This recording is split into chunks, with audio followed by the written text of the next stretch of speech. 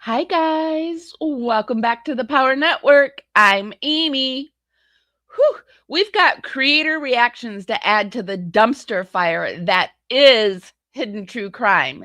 CC Suarez is coming in talking plagiarism and standing up for her girl Annie.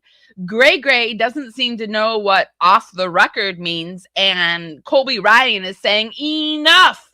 Leave me out of it, Lauren and Dr. Yawn. Whew. We're getting into it. I'm rolling the intro while the algorithm brings the rest of the Power family in. Shout out to my replay crew. Love you, babies. Cavalier's drumming his old guitar again. Words rolling out into our fire. If heaven had wings, I would steal them and fly away with you for a while.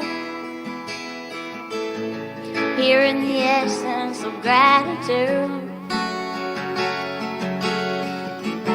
your dreamy little smile on my lips. I miss my cue, but baby, I had you.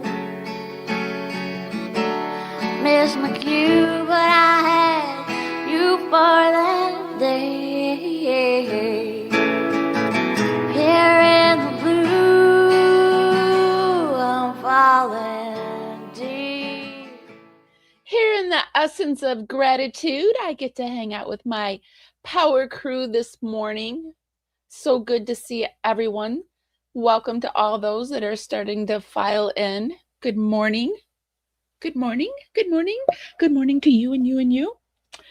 So I'm in a foul mood today, you guys. I think I'm fighting some holiday depression. So I took a few days off to see if it would help, and it hasn't helped. So it seems to be getting worse. So forgive me if I'm a little off and a little more cynical than usual, because I'm just like, I don't know. It's so hard to be, well, as you probably know, it's hard to be like hopeful when you're feeling not so hopeful. So that's what I'm doing. And I'm really depressed about the hidden true crime, because I got to be honest, I was very disappointed when I saw her up on Vinnie Politan. Like, I have just been playing that in my mind, like, what the F happened there?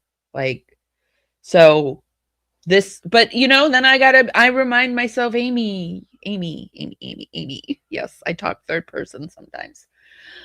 Amy. Half the world is living, like, we're living in darkness right now. So it is what it is. And I've got to learn not to be so disappointed in people. But I really do, like, when I feel this way, I like think, what is the point? Why am I on here talking about this?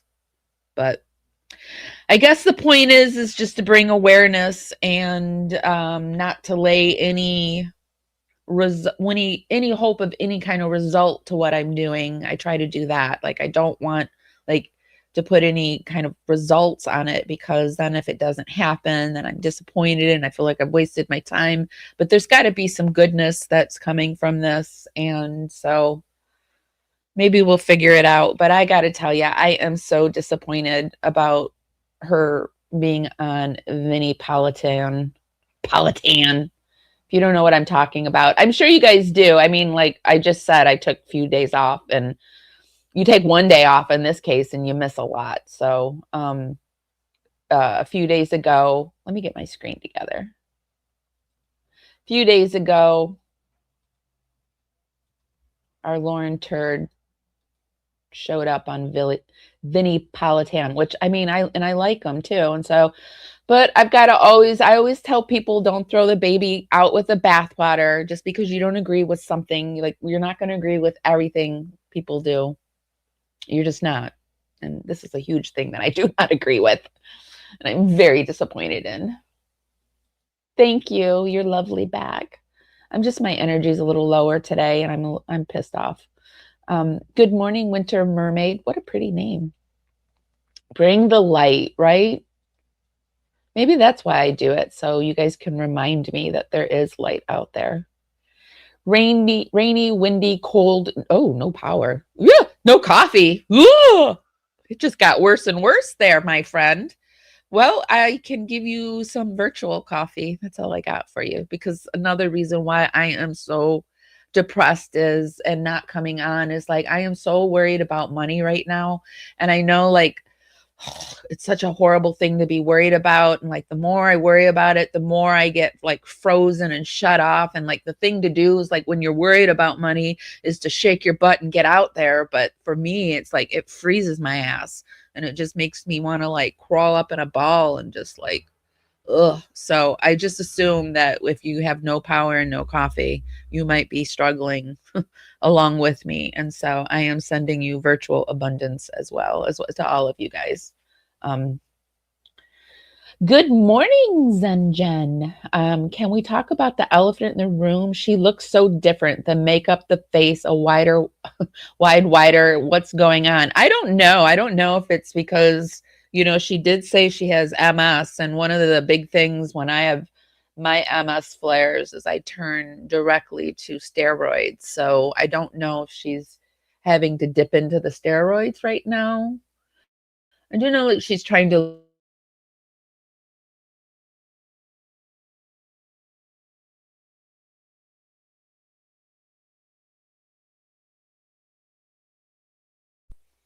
in doing something. So I don't want it to cross too much over into the way she looks or the way he looks because I don't want the message to get lost because I fear that Vinnie Politan thinks that this is just mean girl stupid stuff, right?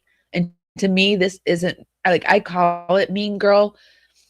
Oh gosh, I hope I don't cry too because I'm emotional. Whoo, I call it mean girl stuff, but it's really fucked up stuff is what it is because I think we've all had a Lauren in our life who's just insufferable. And maybe this is why we're all coming together. And even like or a Dr. John, or it just seems like Grayson is an issue too. Like after hearing what she did with Cece, it's just like they all are an issue. And the fact that it's just being like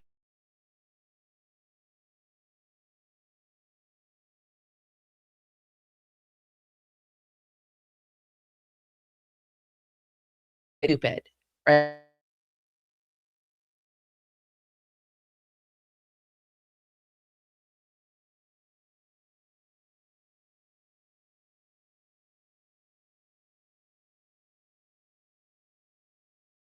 Way or I mean this was like a pre-planned attack on Christina and we watched it in on this police body cam be formulated. Like it is more than that. They wanted an innocent person to be tethered and be put on an FBI list.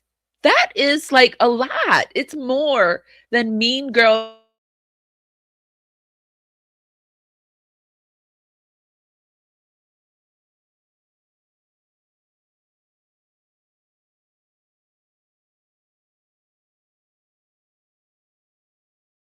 is because it's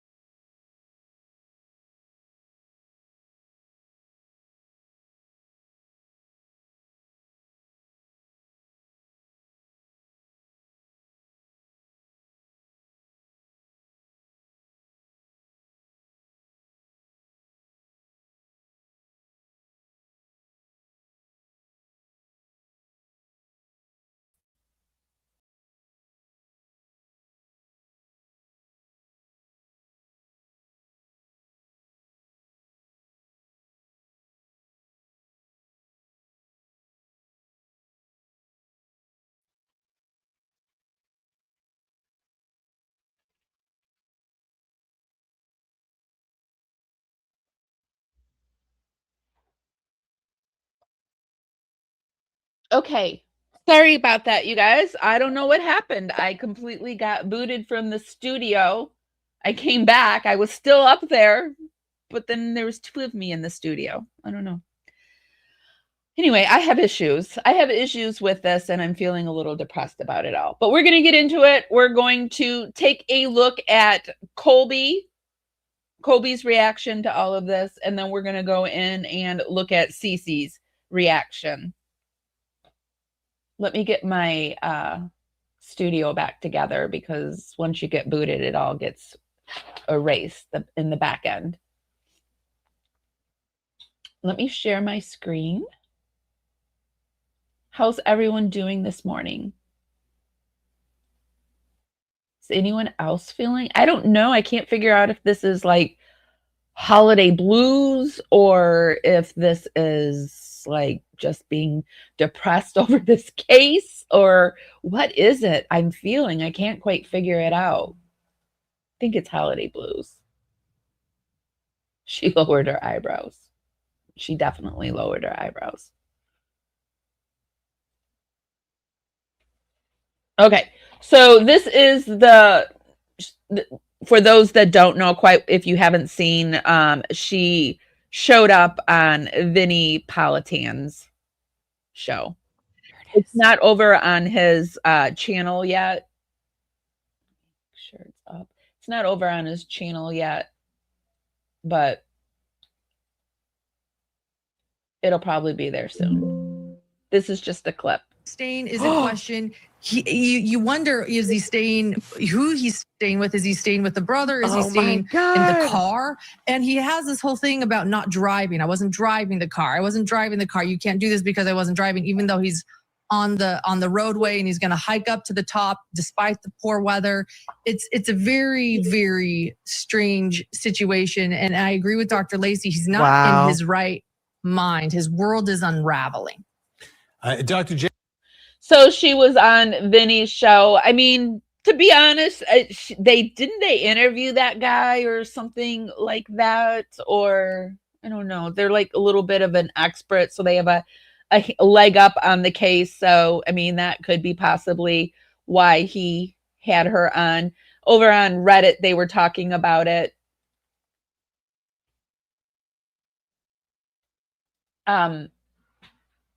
Hold on, I gotta get closer to the screen. I can't see. I'm like getting blind on top of everything else in my life. I will say this, I dipped into the TikTok shop. I've been trying some new things over on TikTok, and I have a cavity on one of my teeth, and I don't have money to go get it fixed. And so I thought to myself, I saw over on TikTok, and my dentist said this too. He said that I needed to get some stuff to remineralize my teeth. So over on TikTok on Black Friday, there was this remineralizing tooth powder that I thought I would try. And my gosh, you guys, I think it is getting rid of the cavity, and my teeth are getting whiter.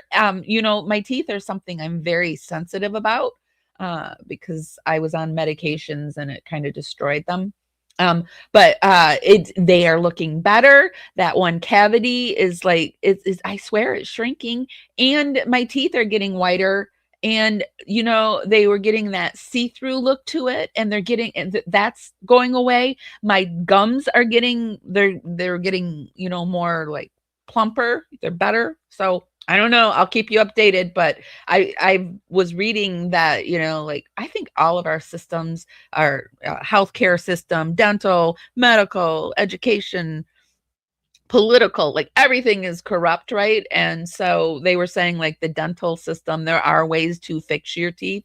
They've just made us think that we can only have them drilled and, you know, the dentist, and pay lots of money. And so I'll let you know. I'm on that journey. And I'm also trying some new skincare over there. But anyway, getting back to this is what people were saying in relation to her being on there. Why the hell can't I see? Oh, there. So the comments in the section were, wait, how can you have someone who abuses the law on the show? Please watch the body cam and court audio of Lauren Matthias. Do you check your guests or let anyone on? I love court TV, but... And then this person says, Vinny, this is disappointing. Hosting Lauren Matthias without addressing her documented conduct undermines the credibility of your platform. Her own body cam footage and court audio show. So there were just 2 examples of people not being too pleased with him for having Lauren on.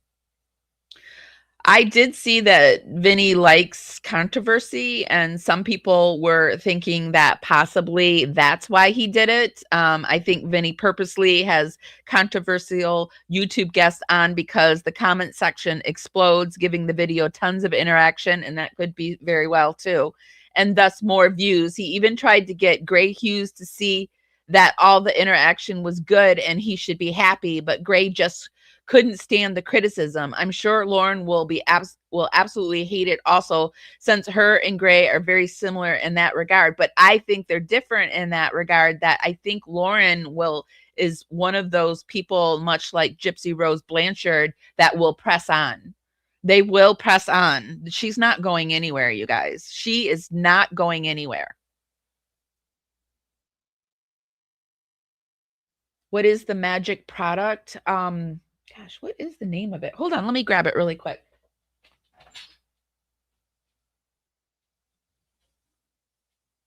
I probably shouldn't have said anything without it sitting right in front of me, but I did put it up over on the shop. I'm not selling it or anything, but I put it up. It's called... I can't see it. I can't see it. I'm blind. I got to put some light on it. Hold on. All right, Just Ingredients, and I bought the sensitive one because I have super sensitive teeth. So it's the name of the brand is Just Ingredients, and it's I got the sensitive, so it has blue. It's the blue where it says sensitive, and it's remineralizing tooth powder, dentist formulated. The first time I did it, and I spit into the bowl. Into the sink bowl, it was like brown. I was like, oh my gosh, is it taking all that off my teeth? But no, it's got some kind of clay in it too, I think. But it's really good stuff. It's got essential oils. You could probably make this yourself too, looking at the ingredients. But anyway, and it makes my teeth feel stronger. I don't know if it is making them stronger, but they feel stronger, if that makes anything. I got it over on TikTok. Here, let's just take a quick break. I don't know. I'm new to all of this over on TikTok, but over on TikTok in the shop,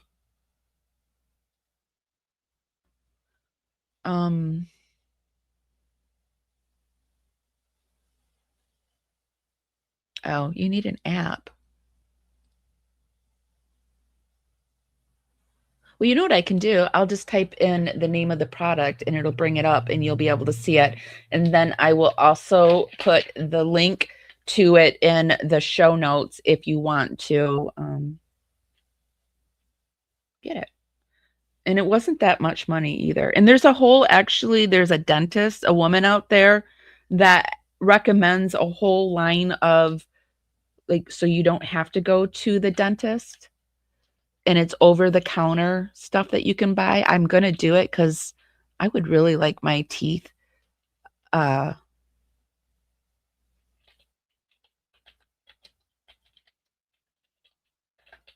would really like my teeth to look better. This is it right here. Well, more information you didn't know you needed to know. This is it, but I got mine says here where it says, oh, sorry, hold on. Where it says cool mint, mine says sensitive, but this is it. This is the product right here. Remineralizing tooth powder. And I will link it for you guys if you want me to do that for you. Amazon has, okay, well, Amazon, you can get it wherever. I think I just happened to do it there. So And I'm just saying that I'm 50, like, no, I'm more than that. I'm like 70, 80% sure that I wish maybe I'll take a picture today. I wish I had taken a picture when I first did my teeth because they were like, ooh, and now like I can look at them. they're like, I don't know. And I've been doing it. I've been doing it since, well, I don't know. When is Black Friday? It came like 2 days later. So, and I do it 2 times a day. Okay, so getting back to that, so people are unhappy with Vinnie Politan, and I'm unhappy with Vinnie Politan, but it sounds like Vinnie likes to cause some drama. Yeah, you guys are welcome, and I hope if you're having problems with your teeth, I hope it does something for you, because dentists are expensive. I've noticed a cleaner taste in my mouth too. So I'm pretty sure it's killing cavities in there because, cavities give your mouth a certain taste and that taste is going away. So there's that too. Sorry if that's TMI. All right, so let's get into it. Let's look at the various things that I brought you here for. We're going to go into Colby Ryan first.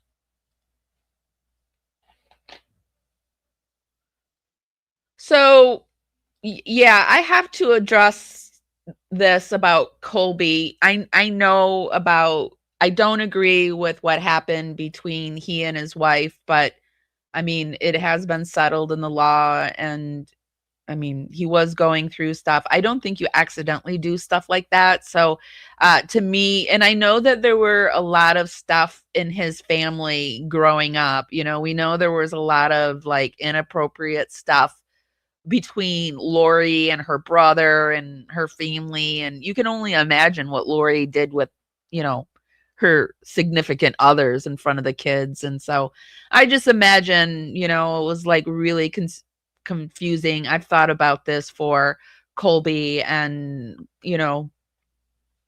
I do. I know he's getting help, and I'm so glad that it's not from Dr. Yon. I mean, what a perfect example of taking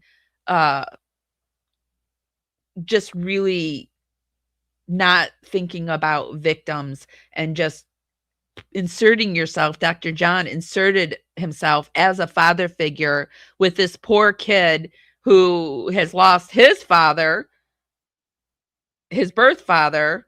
The only other father that he really knew was also murdered by his mother and his mother's boyfriend, and then husband, and then on top of that, his siblings. So, I mean, yikes. So I think that what they've done to Colby is particularly disgusting. It's another thing that, like, I can't see how Vinny would like have her on the show. I'm sorry, I'm probably going to compare this to Vinny all day. So I'm sorry. This is what you're going to get. I just cannot see how he could support somebody who would do that, who would bring crime victims into it. And then we haven't even mentioned Kresha or Kay or Larry or, and yay, Kresha, she won, her copyright thing. So go Kresha. I think I am getting a panel together. I have been speaking to Kresha, Into the Weeds, 1980 Millennial, and Amy. I think we're going to be doing that on Thursday or Saturday, on Mormonism and hidden true crime, because I believe that Mormonism is behind hidden true crime, because I think it's very sus that they rose so fast. So anyway, so we are working on that. Sorry, I keep like going off subject, but so I think this is kind of the same thing, Colby and Mormonism, and I know, like, and then that's another thing. He was like in Mormonism, and I'm sorry if you're in Mormonism. I don't know how to. I have to state what I believe. All right, and I believe it's a cult. Just like I believe Scientology and Seventh-day Adventist. What's that other one? They go door to door too. Gosh darn it. It was right on the tip of my tongue, but they don't celebrate Christmas. Jehovah's Witness. Just all of them. When and it's really funny when you see any of those like poo-poo the other two. It's like, dude, you remind me of each other. Like, aren't you one and the same? Like, what's the difference? But I'm sorry, that's how I feel. And so, on top of it all, he grew up in a cult. So I do give people more leeway when I know their background story, which I guess is a perfect example that we should give everybody leeway if we don't know their story, because it could be anything. But we're going to go into what Colby had to say over on Reddit. They were talking about it, and this person says, and this wasn't over on the Hidden True Crime Reddit, so I thought this was interesting. Colby Ryan, Hidden True Crime. I haven't been in the true crime world in quite some time, almost a year. What is the drama between Colby Ryan and Hidden True Crime?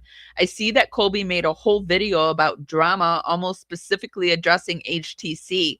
When I go to HTC YouTube, I just see a video about Lauren being stalked that I couldn't watch since it was 9 hours long. I'm so out of the loop. Somebody please fill me in.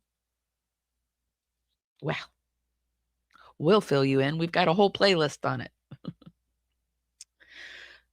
Bright Breakfast is the one that they sent over to, if you guys don't know, but Bright Breakfast, I've always seen them over on Reddit. They are the one that they sent a letter to their employer saying you might have a potential hazardous employee working for you. Yeah, they went that far. They started sending out letters to employers and family, which is, I mean, that's crazy. That's crazy. But we're living in a crazy world. We're living in a crazy world, Amy. Yes, I'm talking third person again. We are living in a crazy world. So I don't know why I think that's so funny and amusing and crazy, but it is to me crazy. They say this is a summary another user shared. Unfortunately, I cannot find their exact post at the moment. To the best of my understanding, the gist is that Lauren allegedly had been secretly exploiting victims' families and speaking badly about people behind their backs. One of their former friends, an artist named Christina, vented about her frustration towards Lauren, although she didn't say names on TikTok. Instead of posting on her main channel with umpteen thousand followers of her art and photography, Christina posted on a separate channel where the creative vent sessions only received a few hundred views until everything blew up. Lauren became worried about her secret bad behavior was going to surface, so she concocted a narrative that she was being stalked and was a victim. Last year, the artist's friend purchased premium tickets to attend Comic-Con, $1,800 plus then airfare, hotel, etc., etc. Lauren knew of the artist's plans to attend. Lauren was not a CrimeCon vendor with a table, nor a speaker, nor an award recipient. However, she filed for an ex parte, one-party, temporary restraining order against the artist and then attended CrimeCon with general admission, although she allegedly borrowed someone else's speaker badge to gain entry to the premium locations. The TRO was granted, as they almost always are, and the artist friend was already at CrimeCon when she received the TRO paperwork. It effectively evicted her from the experience. Lauren and her assistant basically followed the artist around and then pretended to be in fear for their lives. This is all true too, by the way. We've all shown this. It's all in our playlist. It's all in many creators' playlists at this point. Before the artist even received the TRO, Lauren made some hidden manipulations through back channels to alert the local police that her life was in imminent danger, and she and CrimeCon would require additional security. An email from Lauren's detective friend, Bobby with an I, to the rest of the PD is riddled with exaggerations and outright false information about the situation. A bunch of other alleged transgressions are surfacing, including prioritizing exclusively exclusivity over professional ethics. Examples include LVD's mental health report, Lori Hallis's book distribution, undermining Sherry Frankie's memoir publication. Also, there's an alleged pattern of creating unhealthy relationships with victims' families, up to and including a dynamic of exploration, speaking unkindly about people behind their backs, trying to silence people, restrain others, rights to free speech, including deliberately distorting figurative language, appropriating victimhood, and finally, and perhaps most importantly, weaponizing the legal system. I really take offense to this part. Cease and desist letters to intimidate and silence others and restrain their 1A rights. The TRO against Christina, fraudulently engaging public services, police, false copyright strike against Kresha and other creators. Oh, and the hypocrisy of professionally exploiting victims and their legal cases for entertainment and profit, but withdrawing her civil case against Christina after Law and Crime Network intended to cover the case, claiming a gross violation of privacy during her time of extreme fear and trauma. And I might add to that, it was very clear that the judge was not going to award her what she wanted. So I'm going to clip that for anybody who needs a basic intro, a 101 to hidden true crime trauma, because that's it right there. There's more, you know, I could have added more. All of us probably could have added more here and there, but that's the nuts and bolts of it. This all started with Lauren feeling shunned. Yeah, people were like, we don't like her. She's afraid of leaving her house in case she gets ignored. Well, that's not going to happen for a while, and probably secretly she is enjoying all of this, probably. It is the treachery that has been encouraged by those who knew truth, but still encouraged top many to believe on the covered up layers that are the reality, if they're like the Matthias Corporation. I mean, whistleblowers always get people thumb their noses at them. People who speak up, you know, like even people are speaking out against people who are speaking out against Puff Daddy or whatever he's called these days. Like, you know, like we shouldn't talk about that kind of nonsense. People, I don't know. People will be people, and people will try to shame you for speaking the truth, but shame them right back. That's what I do. Shame them right back. Good morning. I'm still so shocked that she did a 9. I know, isn't that crazy? Most TV seasons aren't even 9 hours long anymore. Absolutely wild. Crazy.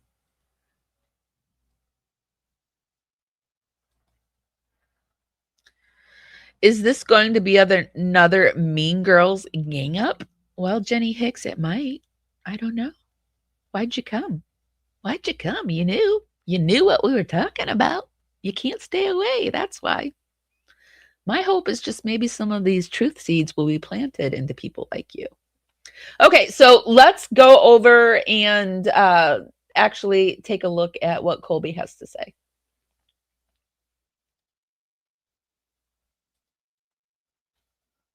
So this is Colby addressing the drama. I like his setup, I just have to say, but sometimes he does this where it's got more of a purplish tint to it. I don't know if he was doing it for more like Halloween or whatever, but I like when it tints purple a little bit more. It was everywhere. People were. This is really unfortunate. This is something I have not thought I was going to have to do, and I'm going to have to break down a lot of context so people understand what is going on. If you could be sure to give this live a thumbs up, helps me out so much. It just helps me out so much. And if you really like my content, if you could share it out there into the algorithm, that really, really helps my channel out. Those two things are amazing. And if you could do that for me, I would really, really appreciate it. Thanks, guys. I want to start this video by first saying that I don't know what's wrong with the mic, everybody. On my side, I've got no issues. How's that? Does that sound better? Is that better? I think I fixed it. Okay. Let me know if that works better. I think I fixed it. Okay. Also, you guys, you have to realize that a lot of the trolls that are out there they're not real. They're just bots. Like the other countries are trying to incite our anger and keep us fighting. And I mean, they just want us fighting. So just realize that some of this is you're not even fighting with a real person at this point anymore. AI is amazing. It can sound like a human being now. Not saying they weren't, but just keep that in mind when you're encountering these trolls along the interwebs. It's not worth your energy. I say it all the time. It's just a way to incite anger because they want their energy vampires. They want you to stay angry because angry people stay violent and do off the cuff things. And they're more, actually, you wouldn't think it, but angry people are more controllable too, because they're scared. So don't buy into it, you guys. I want to start by saying that there's a lot to get to in this. And if we are, and it goes back. If we are, I say enjoy it. Fuck everybody else. It's all about you now, my friends. You got to put yourself first, and then you can put the other people. Then don't even. Like, I am not even. That's why I'm particularly upset that I'm sad today. Like, I am just trying to get into a space where, if it is the end, it's the end. I can't do anything about it. I'm doing the best I can as a human being, and that's good enough for me. That's good enough for me these days because I've been to hell the last few years, and I'm digging my way out of it, and I'm putting me first because nobody else is putting me first. So you guys need to put yourself first. Freaking 6 years. I want to first start by also saying that we on this channel and in this community are not here to spread hate towards anybody. We are not here to make fun of people. We are not here to be that type of community. That's not who we are, and that's not what we're going to do. When I bring these people up, it's because this is just the truth of what I've had to deal with, and it sucks. It sucks, man. It sucks. But I'm going to give you guys this in parts so you guys understand what's been going on, because it's affecting me on a daily basis now. Outside of our channel and our community, this is something that is causing me to go and talk to my therapist about it. I kind of share a few things with Colby. I know he's had some brain bleeds or pulmonary embolisms or something recently, and I've had those too. I had a stroke and I've had a few pulmonary embolisms. So at the time I wasn't stressed out about it, but now that I look back about it, I was in, like, luckily those things happened when I was like in the pits of hell, right? So on top of being in the pits of hell, I was having those type of medical issues on top of it that I wasn't even in. Like, all my trauma was keeping me from being truly scared of what was happening with my body. And there was a lot of scary things happening. So our brain, I believe that, what the trauma that was happening was causing a lot of my illnesses that I was manifesting. I don't think everybody, for me, that's what I truly believe it was. And I think he has had so much trauma that it's possible that he's taking it out on his poor body, because I know I did. Of conversations and talk this through. I've talked to so many different people about this. Like, it's more than just frustrating. It's something that I'm like really, really upset about and frustrated over. So let me back up a little bit and give you guys context so I can walk us through the story. So you have, I can't even imagine treating John like a dad and then realizing that they're comparing themselves to like my dead brothers and sisters, or my dad's, did he say, like, she said Tylee, right? My dead sister. Like, I can't even. So 6 years ago, when everything started, for us, it started in January of 2019 with Lori and my dad separating. And then after all of what happened with Charles and everything, it turned very public very quickly because Tylee and JJ were missing. When everything changed for us is when everything got so public so quickly. And when I tell you guys, it's like a wildfire. It truly was. It was everywhere. People were taking pictures of us at Walmart, and everywhere we went, people were starting to notice us and talking about us on Facebook and things of that nature. Well, there was a group of people specifically, and they've been brought up as of late, and that is part of why this conversation needs to happen. This group was the Seven Gatherers group, and they started more issues than anybody could have imagined. And now, my question: this Seven Gatherers group, I know over on Reddit it's gone. Is this why it's gone? Did Colby have it removed? Because there's the Seven Gather Snark page that was created, and it's gone. Does anyone know? Fortunately, I don't know what caused them to be so angry and hateful towards so many people who were going through a hard time at that time. But there was obviously a lot of Facebook groups. A lot of people didn't know who were the players, who was the issue. And, it became a bigger deal than it had to be. And specifically, yes, it's someone who's part of the Seven Gatherers group. And I have had to take so much.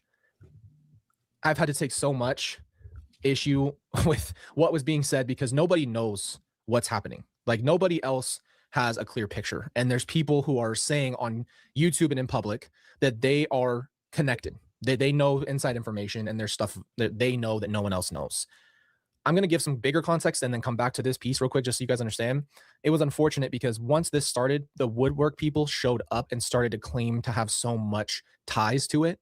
And it's like, you just never can expect how this is going to go, but it's like people out of nowhere showed up and started publicly saying that they were tied to people in this case.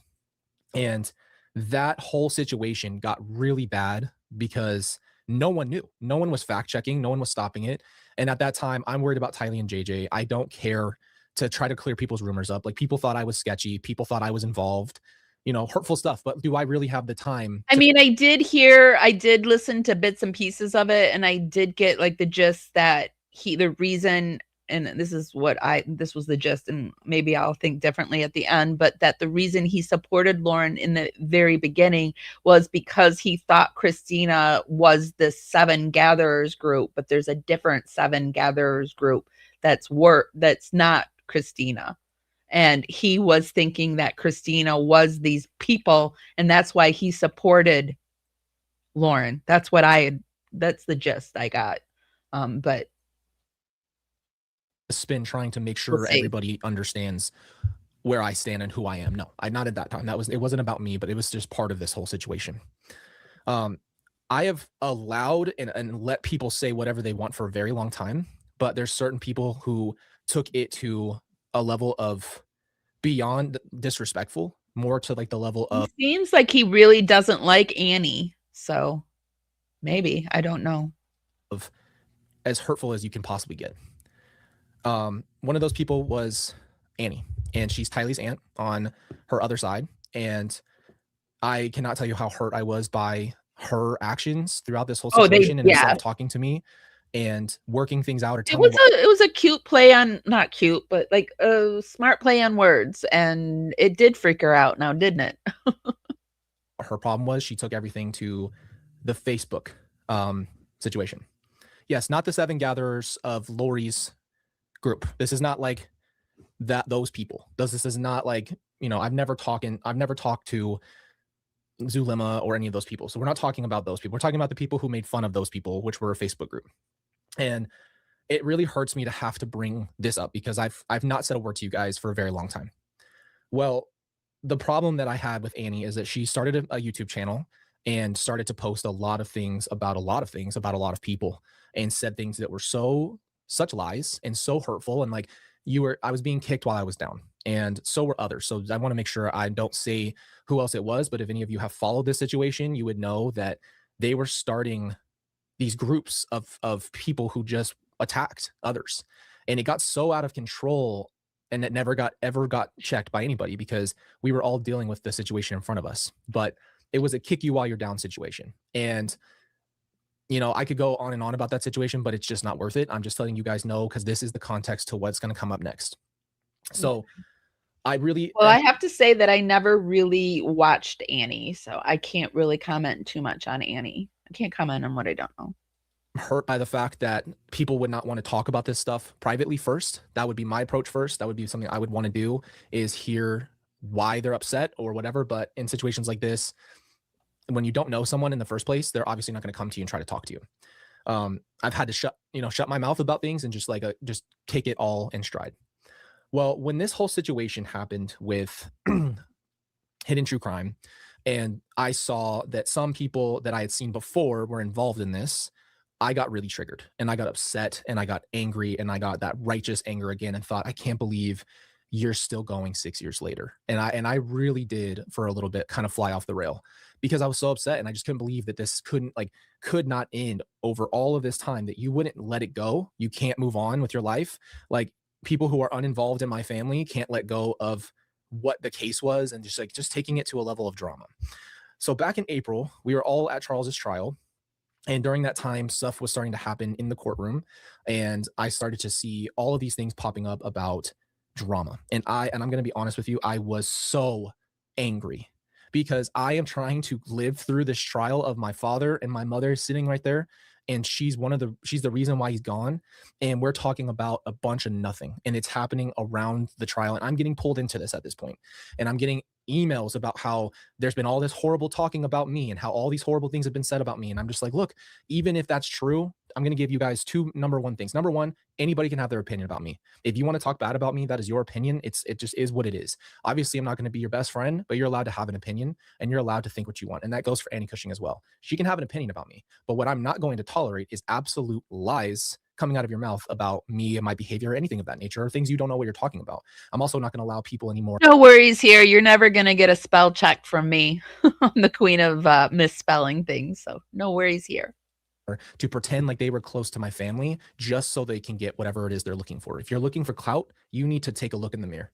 I imagine there's a lot of people out there like that. I imagine there's a lot of people, content creators. I always feel like I'm such horrible at getting the story from people, because I don't want to stress anybody out any more than they already are. Like, I'm like, I don't want to stress you out any more than you're already stressed, because I don't want anyone to stress me out any more than I've already been stressed. So I tend to treat people the way I want to be treated. And so, but I do imagine he has a lot of flies swarming around him. Maybe not so much anymore now that the story's like broke a little bit. And maybe I've thought about this. Maybe this is why Lauren's doing this. Maybe a lot of content creators, after they've come off a high of a huge story, they've got to do something, right? And they probably got quite a payday for that 9.5 hour, whatever the F it was that they did.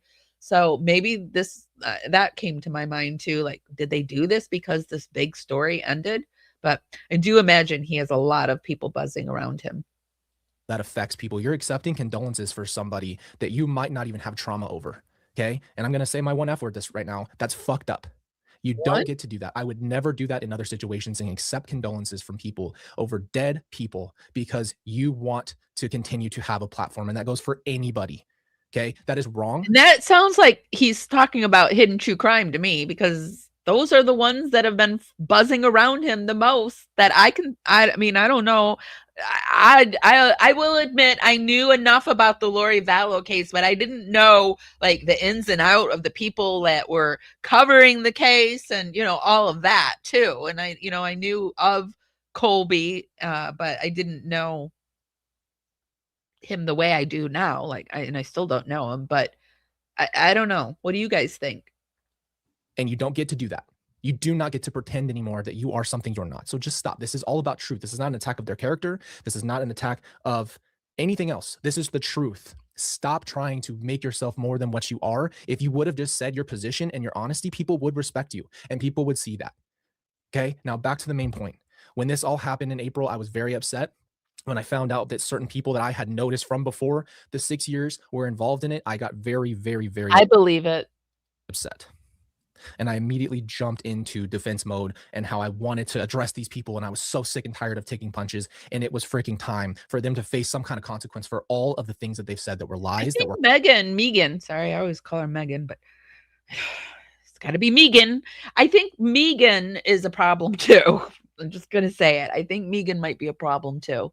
And I think that might be discussed a little bit in our Mormon creator panel. Hurtful, and they knew what they were doing, and they had never seen somebody come back and respond to it, so they just kept going, and they created a group out of that.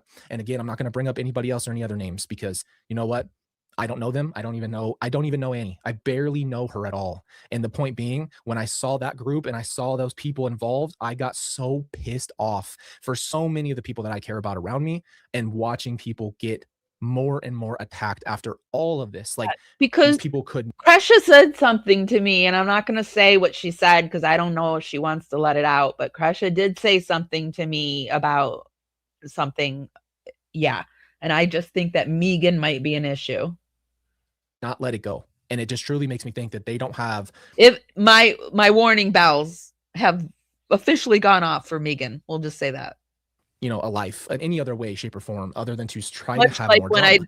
when they went off on the Proton, like just before all the big stuff on the Proton started breaking, I was like, what's going on with the Proton? Why do they keep talking about the Proton? I promise you something's going to come out about Megan soon. Explain to you that this is 6 years later when it really comes down to it, and also all the way from April. I have not brought this up because I'm just talking my woo-woo stuff. I'm a woo-woo girl. It's in my woo-woo bones. Don't, you know, I call myself the guessing psychic. I'm 50-50. I got a 50-50 chance of being right. But my woo bones are speaking, my friends. They just are. School stuff, middle school stuff, and I don't play this game. And we're all grown, and we don't need to be going at people's looks, trying to attack them, and all of those things. But you know what's even more frustrating? Once I actually got out of my anger, I started to zoom out, and I needed to look at the situation as a whole. And I needed to realize what I believed and thought. And the truth was, I was really frustrated because honestly, I had kind of allowed everything to happen, like I told you. But then I realized that when it came down to what was going on with my relationship with Hidden True Crime, I just felt like things actually after the fact were said that were unacceptable to me. And I'm going to give you those examples just because I need people to understand I'm being wrapped up in a drama that has nothing to do with me. I did involve myself in a sense. And I realized I only involved myself because I thought it was time to go after the group I was really upset with and had been hurt over for years. I thought there was time to address those people. So this was the part where I think he thought it was somebody that it wasn't. Is that what you guys got? Or initial reaction was, yes, let's deal with this situation because this is ridiculous. This is no longer happening. I will not put up with this anymore. Like I'm almost 30. I've been taking punches for years. I will not stand for this anymore. But after all of it, he really means it. Like sometimes people say like no more and then more happens, but I really hope he means it. This started. Obviously, I went on to Hidden True Crime and I've had a good relationship with them. And we did an episode right before all of this stuff really came out publicly. And we had a pretty good conversation. I think you can, if you've ever watched our conversations, I've enjoyed talking to them. We've had fun. We've really dove deep, but there was things said that really, really deeply upset me and frustrated me. And one of the first things is I felt when John had called me an adoptive son, I felt like that was to be said publicly for what was coming next. And now that I've seen all the context, which is unfortunate, I've seen my name come up multiple times, and that has affected our community. And you guys know, when it comes to this community, don't play with the bear right now, because this community is a special place for me, and it's a special place for others. We have really formed a group of people who want. He has an army of middle-aged moms that even grandmothers too, that have taken over the mothership and grandmotherly roles for him, which I mean is really sweet. You know, I find it comforting for him, and I think he does too. So he does have an army of those people, and don't mess with them. Don't mess with them. To get better and learn and grow. Okay. So when I was told that, I remember on live, I just remember thinking, why did you say that? Because I lost my dad. He was murdered. You know that. And I lost my mom. So you can't say things like that if you don't mean that. So that number one, that pissed me off. And I didn't even know how much it pissed me off till later on. And then I heard my name brought up right after that live. The next live that they did, John shared a private text that I had sent in the moment where I said I was proud of Lauren, and I was, because she was getting out and facing those people. And he shared that on live, which has been his complaint from the beginning. And that really upset me and hurt me, because you just went on tangents for months on end about private texts. And now you come out and say a text that I sent you that was private. For what purpose?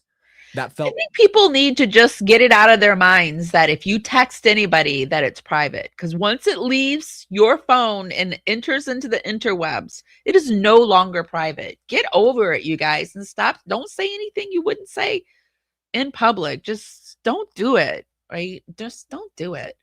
I don't share text. Have I ever shared a text? I don't particularly think, but and I would do it like in the way that Cece did it. Like she was like saying, "This is not off the record." That I would do it that way. But if I was talking to somebody and they like there was no, I don't know. It would take a lot for me to share a text. I'll say that.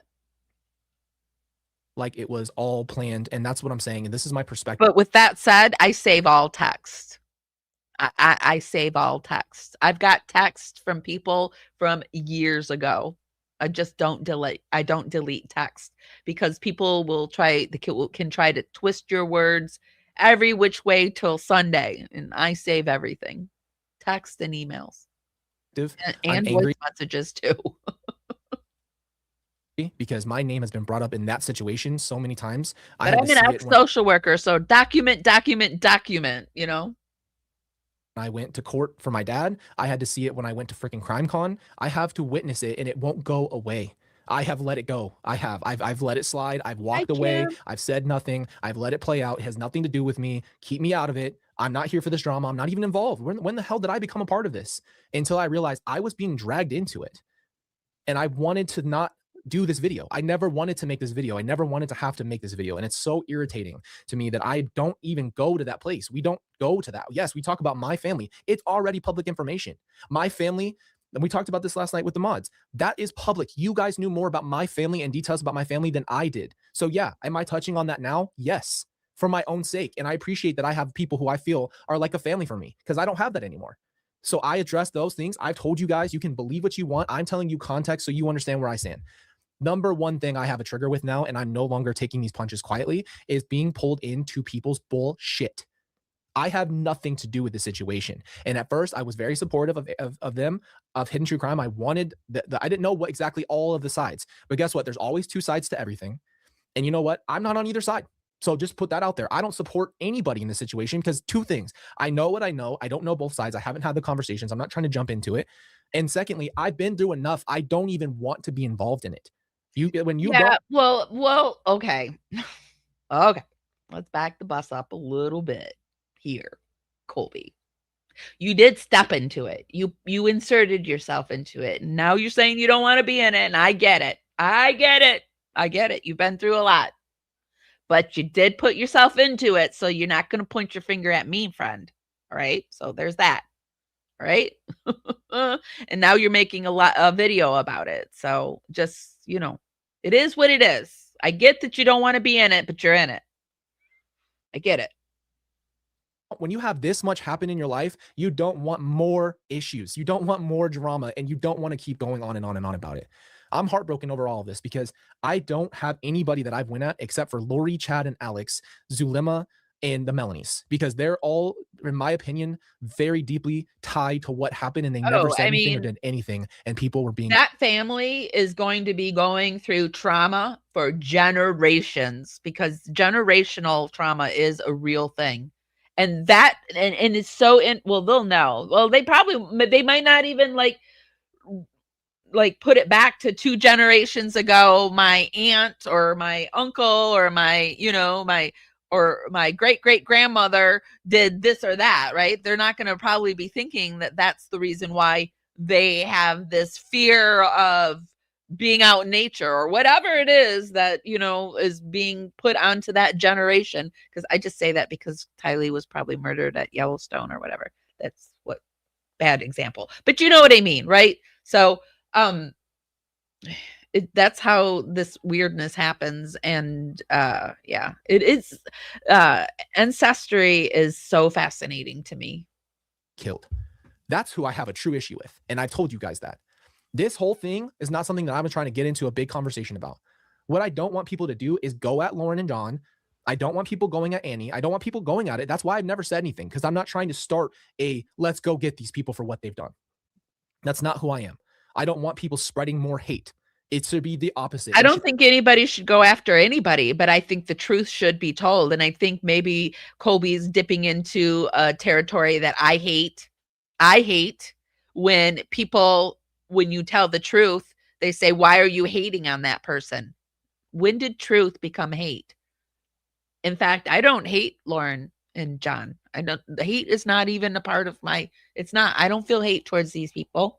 I feel anger and I feel resentment, but hate is like what I feel for wars and schmurderers and stuff like that.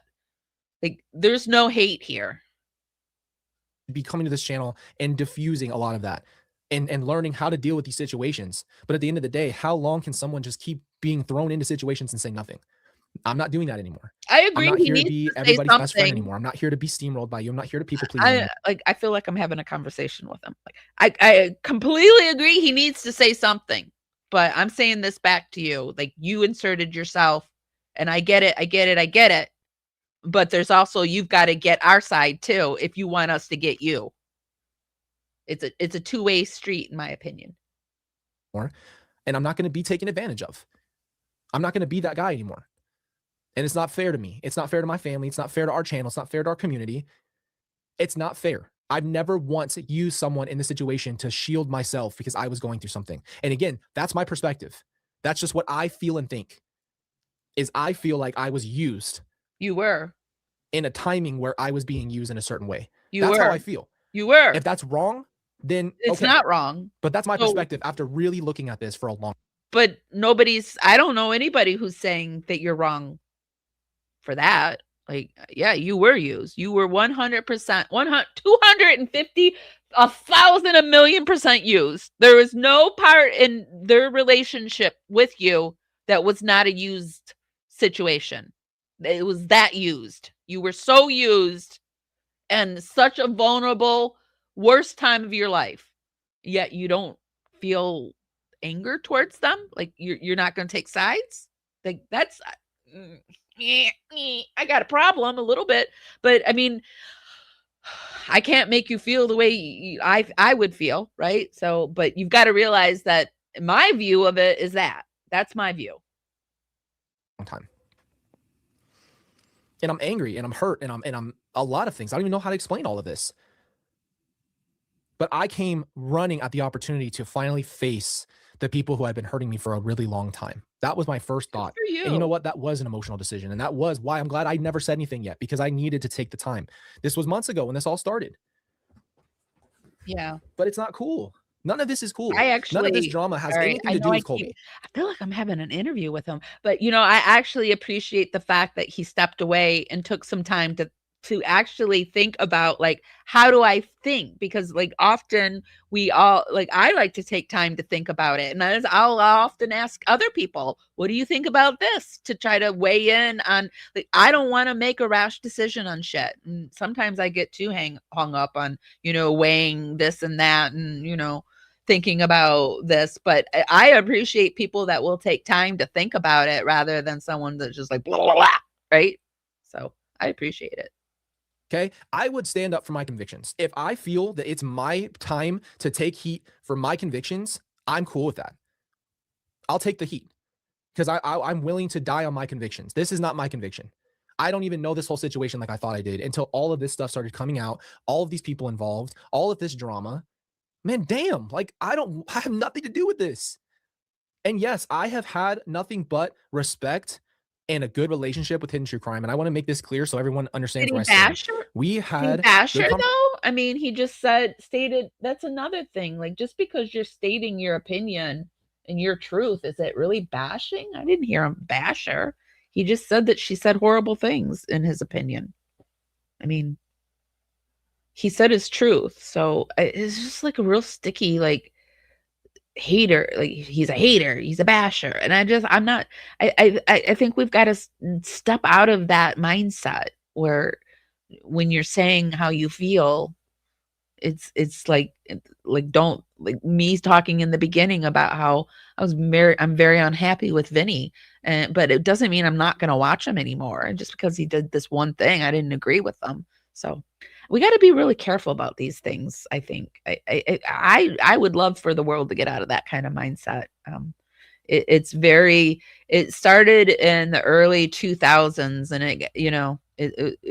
it got really thick in 2015, and I feel like something broke in 2015, and we're all coming back to reality and looking at the way, even, like I was overreacted at times when people would say something to me, but I try to take a breath when people say things that I'm like offended by, and just take a deep breath and think about it for a second, like, because who knows, they could have misunderstood you. You could have misunderstood them. They have a different background, different mindset. I mean, I don't know.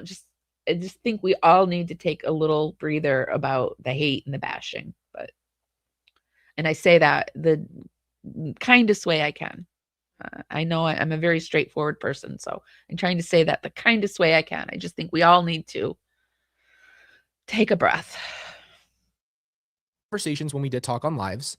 I've enjoyed having those conversations. I've enjoyed those situations, and I thought we were really close, and I really enjoyed having that. And I just had to take a step back and really think about the whole situation for everything. Now, again, do I want people going at them? No. I mean, everyone has to make their to make it seem like we were closer than we were. If you don't want to watch them anymore, I mean, that's fine. But I say to you, don't judge the people that decide they want to still watch them, right? Because we've all got to make our own decisions, and cancel culture. And I'm just so like, I don't know if it's because of the way the world has been so recently, and if you tell me not to do something, I'm probably going to do it. So I'm really trying to fight those urges in this world right now, because I don't want to, just do shit to just do it, right?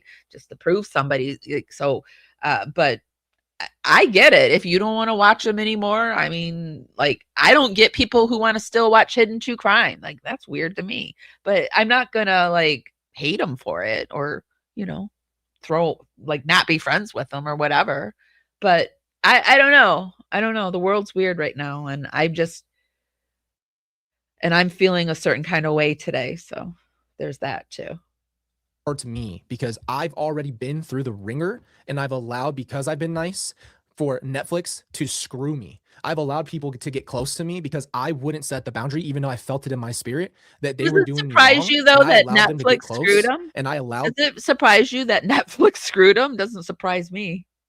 Things to happen because I was a people pleaser, and I allowed it. So yes, I take responsibility for a lot of this stuff. I could have addressed what Annie was saying about me years ago. That should have been something I did. And in that time, I didn't, because I didn't want to start a problem. I didn't want to get everybody all pissed off. I didn't want to have to face all the people who thought she was right, because I'm like, you don't even know what you're talking about. You don't know the context. I do. Unfortunately, I do. And unfortunately, I know the context when it comes to this situation as well. But I'm being brought up by everybody in this situation, and I don't even know why. I really, truly can tell you, I don't know why. Is he really being brought up? Because I felt like everyone had kind of like stopped talking about him. I hadn't really mentioned him in weeks. So, I mean, Vinny is not my cup of tea. As for Colby, I'm sure he knows a lot more about these people. He's not. Oh, I'm sure. Yeah. And what else have they said about Colby? I'm sure if those texts ever came out, more would come out about him. He's not bashing. He's telling his truth. Yeah. I'm coming up, and it's because my mom is Lori Vallow. And so now it's like, oh, well, if you bring Colby into it, Netflix did the same thing. You bring Colby's name into something and it becomes something else, because my mom's Lori. And I don't play that. If you don't see me as a human being and not just freaking Lori Vallow's son, I don't know what to tell you. That's not who I am by identity. That's like me addressing you guys as your parents' kid. That's all you are. But sort of you are. Sort of you are. I mean, you wouldn't have gotten what is your channel up to? 89.2K subscribers if you weren't Lori Vallow's son. You wouldn't. I mean, maybe, but not as fast as you did it. So, I mean, there's that. You are known as, for good or bad, Lori Vallow's son. I mean, and to me, you're using it as good with the channel, but I gotta like respectfully disagree with that. but people It's know not all he is. It's not all he is, but it's an identifying factor of him. It is. they say something about me or my family or anything like that, that something can keep coming on, right? Now, again, I'll address something. I haven't heard a lot. This is not something that I've heard a lot as of lately. This is not the peak of it. This is something that obviously happened a while ago. And unfortunately, I feel like at some point you have to just say your piece and be done with it. That's why we're addressing this today. This needs to be out of the way, move on, carry on. This is exactly what I want you guys to know because I care about our community. And I know a lot of you have had these questions, but it's really, really, really unfair to bring me into this. And you know what? I do not condone other channels ripping people to shreds. I don't. Vinny had Lauren on his channel, and they were talking about which case was it that they were? I don't remember the case they were talking about. It's does anyone remember the case? That's not the way to deal with your situations. I don't. Yes. Do I rip Chad Daybell to shreds a lot? Yes, I do. Number store. He killed my family, so I'm pretty pissed off. Going at people and their looks and all that stuff. Come on, bro. You got to grow up. Would you like that if someone went at your looks? Would you like if somebody was making fun of you as a... It's different if she was born this way, but she is physically doing it to herself. If you came on this show, Colby, with a clown wig on and a clown nose, would you like get offended if I didn't say if I said something? No, you come on looking that way. So it's different. It's different. That's another thing. We're supposed to live in a day and age where we can't comment on the way somebody looks when they purposely come out looking that way. Purposely. A human being in your life and that stuff? No.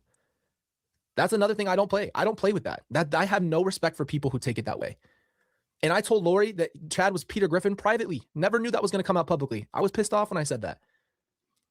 But I don't condone these people ripping people to shreds for their looks. It is so interesting that they're calling Chad Peter Griffin, but nobody sees the elephant in the room of Dr. Yawn looking like Peter Griffin. That's interesting.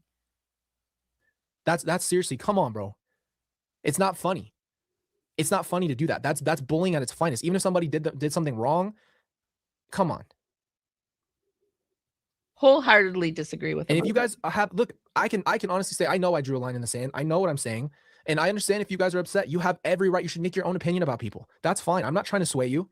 I'm not trying to get you to agree with me. You don't even have to believe me. But I'm going to tell you my perspective for the first time because I've never said this stuff. And I've been taking hits for years because people have walked me like a dog because I've allowed it. No more. You will not walk me like a dog. I'm not going where you lead me on my leash. I'm a grown man. I'm going to stand up for my family and the people that I love. And if you want to talk your talk, go ahead. And if you want to respond to this, go ahead. You can form your own opinion. That's fine. Here's what I've experienced. I have my own opinion. This is my experience that I've had to deal with. And this is just a tip of the iceberg, bro. You guys have no idea how deep all this stuff goes. Years and years of laying down, being destroyed while you are going through what feels like hell on earth, and people adding to the bag for their own personal gain. On your family, on you, on everything. Mm-hmm.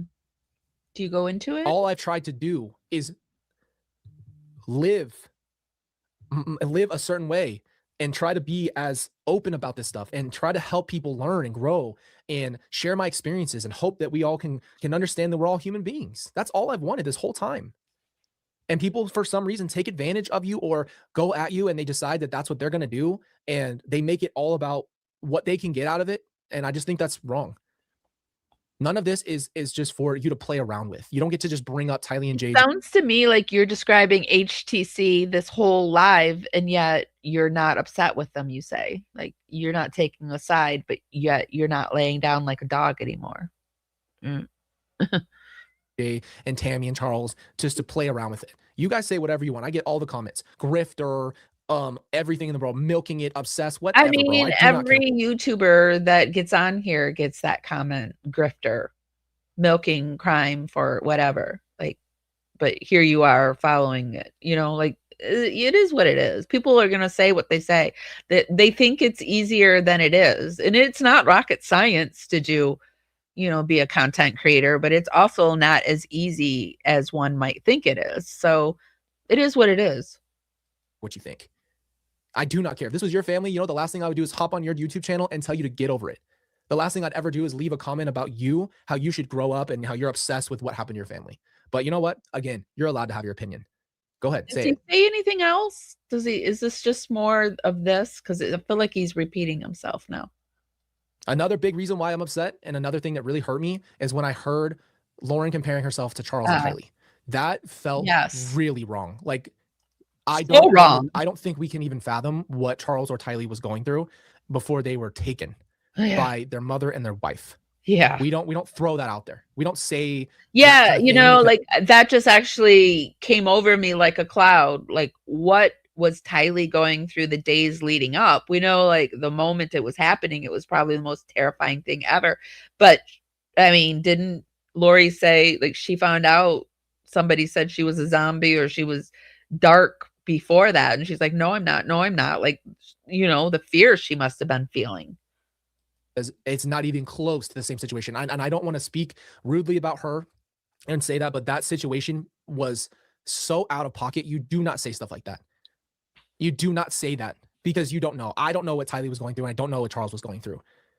But their lives got ended. So no, we don't just throw their names out there, and I don't play that. So that's what I'm trying to say. This stuff all happened later on, which is really unfortunate because those conversations before were never like this. There wasn't that issue. And now there's issues. And unfortunately, because it will not stop and my name has to come up, I have to come on here and have to explain everything because that's what we have to do. I'd much rather be talking to you guys about how we can move on and create better lives, but sometimes you just have to address something. I want to also say we're not here to start things about others. I'm not here to try to hurt other people, go at them. I think I've said what needs to be said.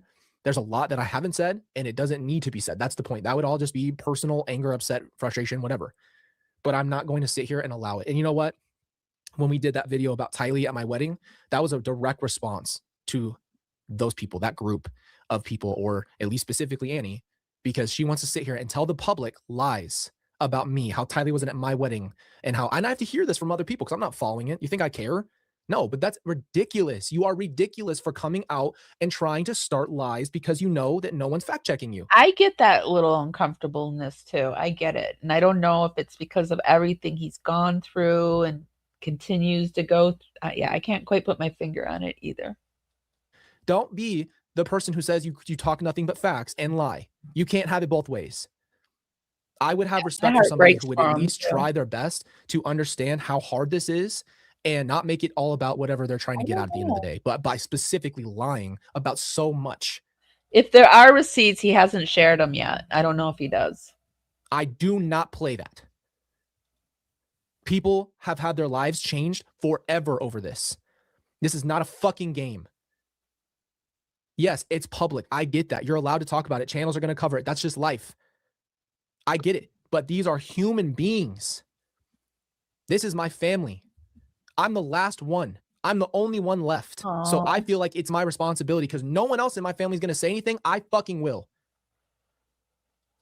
I always thought that Tylee was heavy because a lot of times girls are heavier because they're protecting themselves. You know, like when there's abuse, they will often put that layer of protection on them. But then someone also said to me something really interesting, that Lori was a feeder. And I have been hearing about these people that feed people to make them fat, to keep them fat. So maybe it was a little bit of both going on with poor Tylee.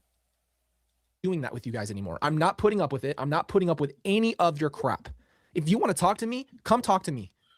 Come have a personal conversation. Be a grown-up and come talk to me. If you don't, fine. Keep saying your lies. I'm going to check you on them. I'm not playing with you anymore. You're not going to treat me like that. You're not going to treat my family like that. You're not going to get away with your lies. I'm not doing it anymore.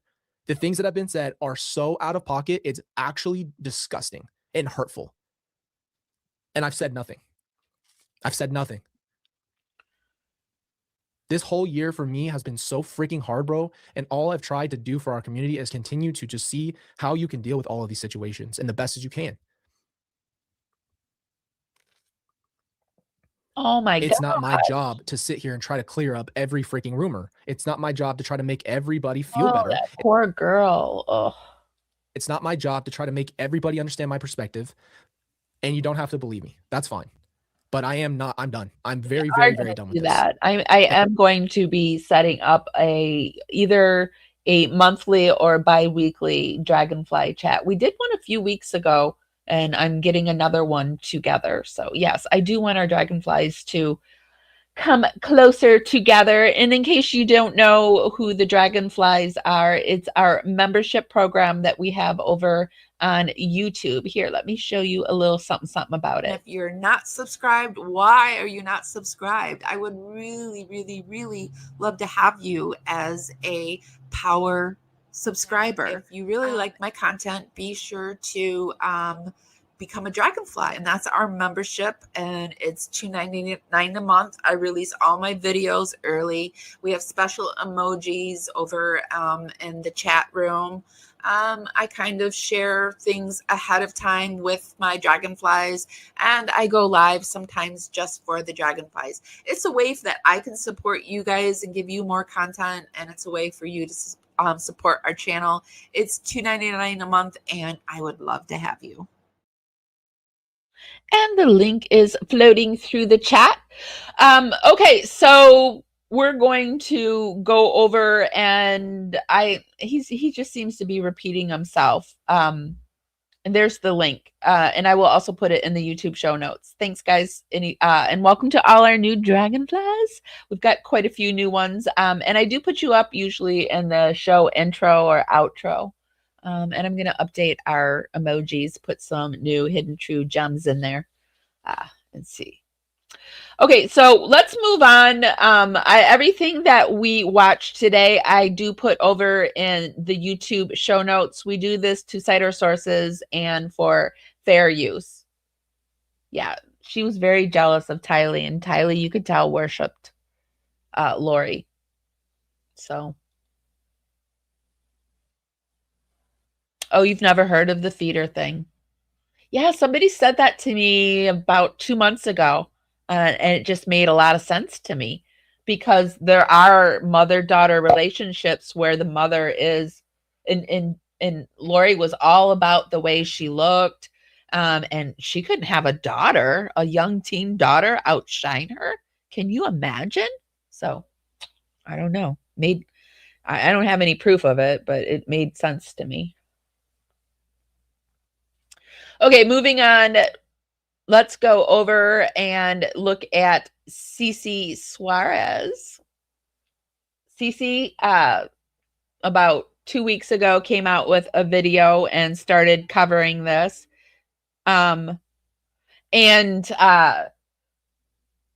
She came out with a second video. And in my opinion, the second video is, Annie Elise can't really be like, Lauren played, it just wouldn't look good on her to be like, yeah, Lauren plagiarized off of me and did videos about it. And, she just kind of has to stay silent about it and let the proof be in the pudding, so to speak.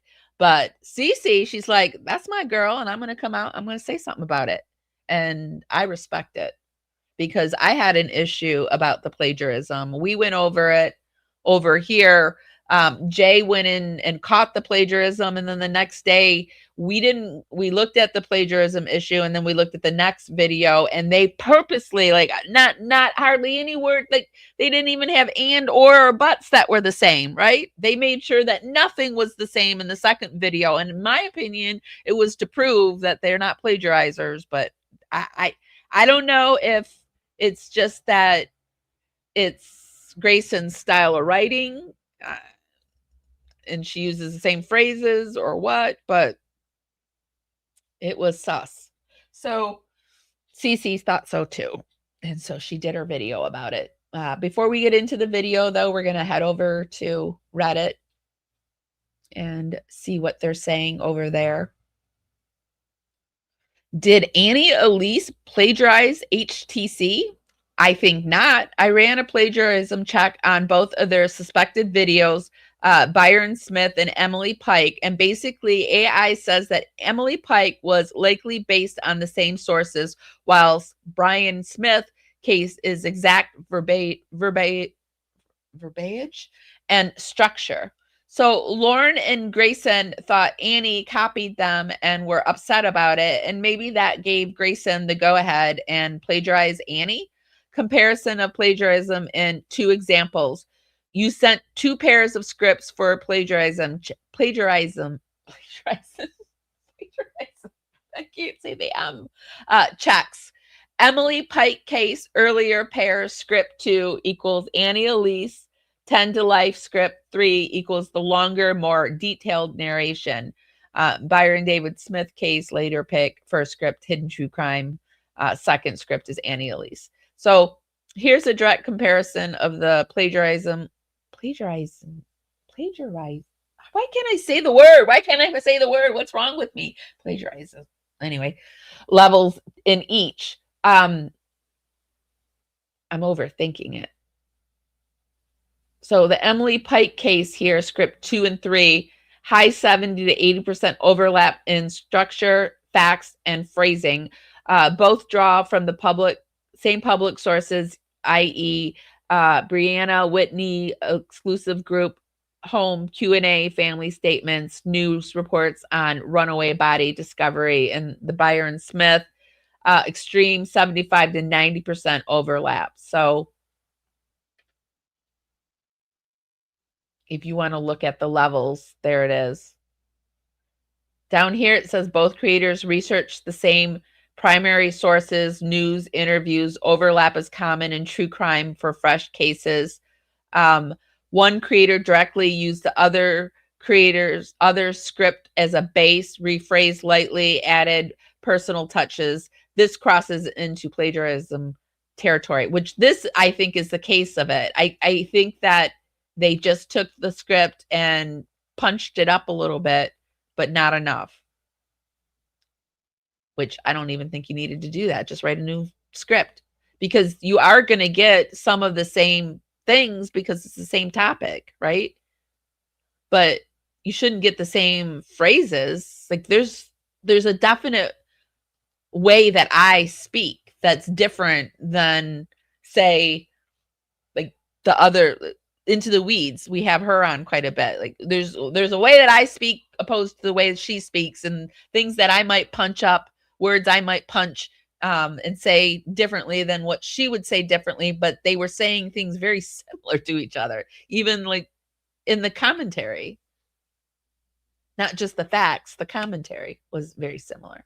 So that's weird.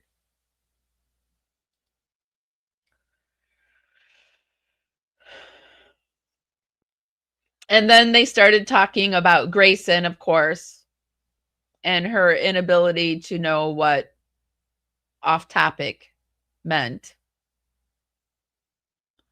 And the whole thing brought up the idea that is she more involved, the possible catalyst to all of this?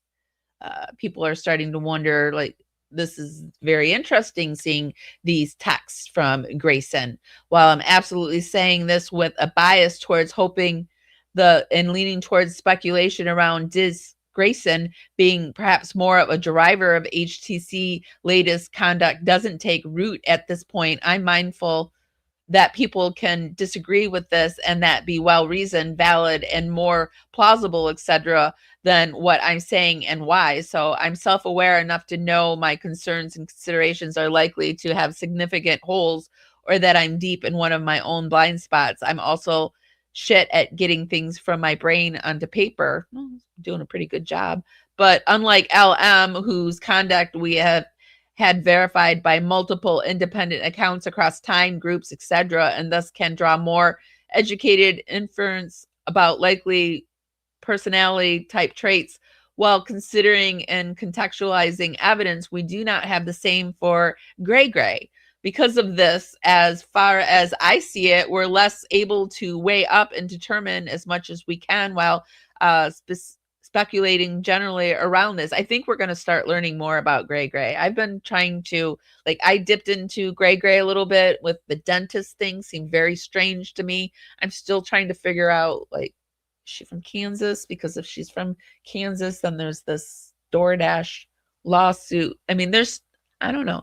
I don't know if Grayson's as innocent as we think she is. I mean, 24 is young, but it's also can be very experienced too. So, okay, so let's get into what Cece has to say. I have watched all this.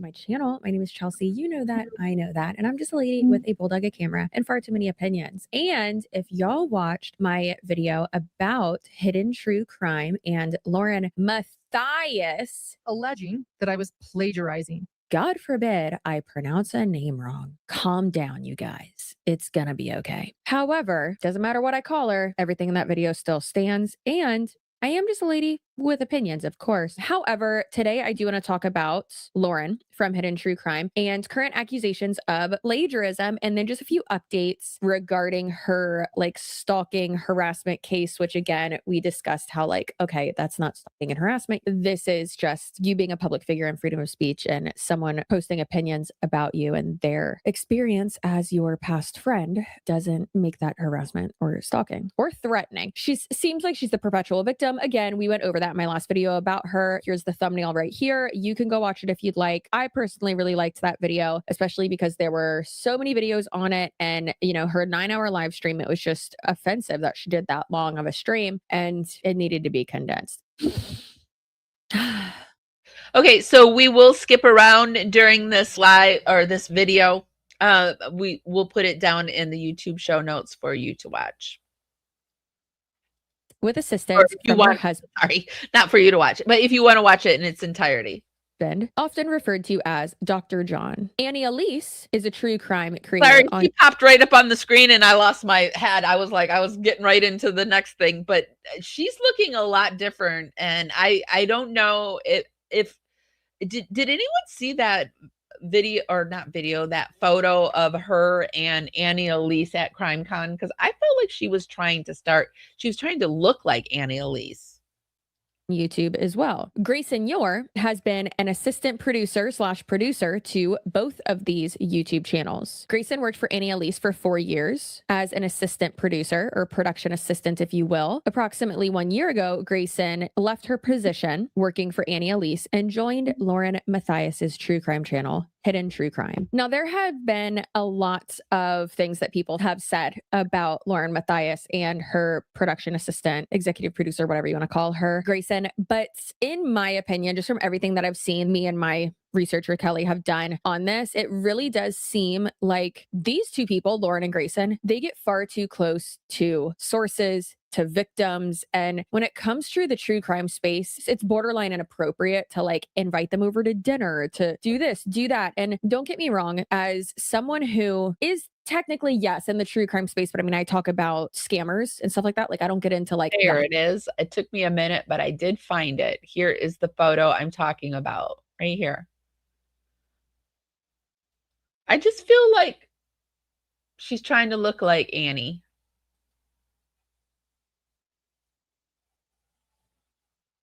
But I mean, there are only so many. Also, Into the Weeds podcast, Amber was at CrimeCon, and she did say that Lauren sticks out in a crowd. She sticks out.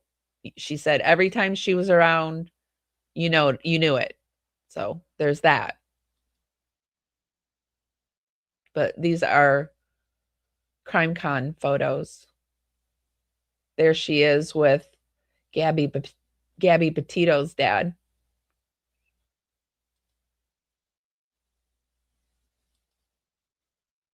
So she had to, show up at CrimeCon and get all her important photos. What was she doing here? Being filmed at CrimeCon? Sleuth starter pack?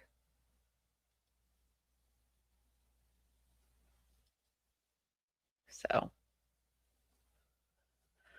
it just reminded me of this first photo, this Annie Elise photo. Oops, didn't mean to like it, but all right. We do like Annie, so. Let me get us back here.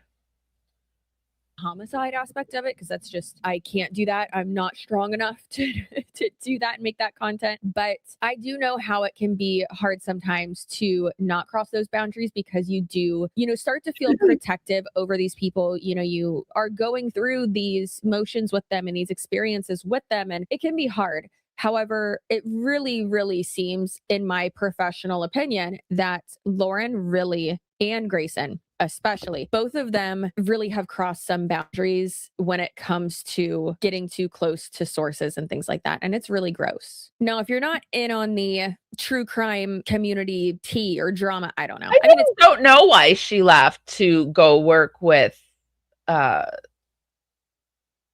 Lauren. I mean, to me, maybe the relationship became a little too close and inappropriate. And then she just, you gave Cece a flash. I remember you telling me that. I was so hoping that Cece would have got into the Gypsy Rose. Into the Weeds had released a lot of stuff this week on Gypsy Rose Blanchard. I don't know if anybody is following that case, but it had always been rumored that she had sent a video to Nick saying that when their child turned 13, their daughter, that he would take her, I'm not going to say it, but, and that was released this week. And, Gypsy Rose is still out there living her best life, not caring. I just thought, like, when I saw that, I thought, wow, Lauren's a lot like Gypsy Rose Blanchard. She's a cockroach. She's not going away.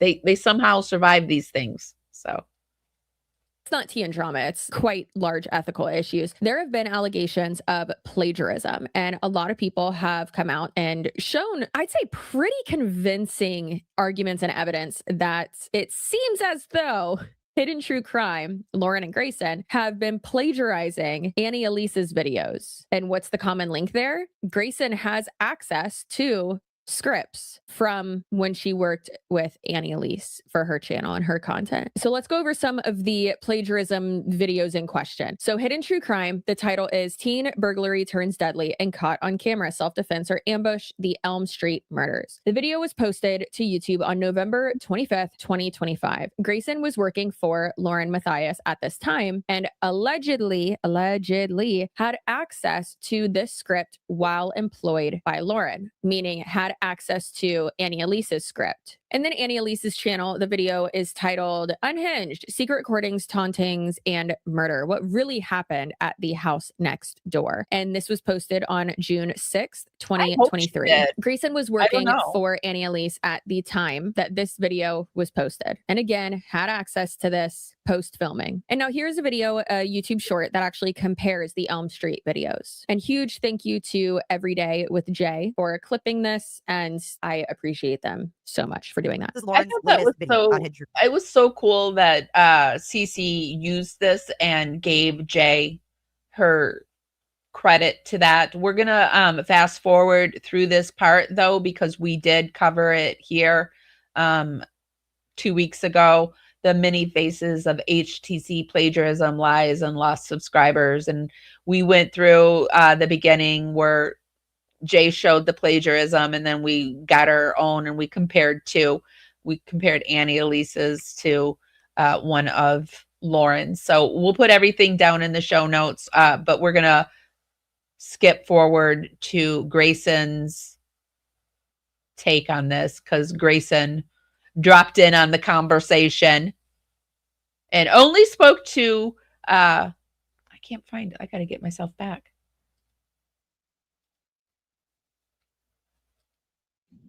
Hold on. Whew, did I delete myself out of it? Hold on. Oh no, here it is.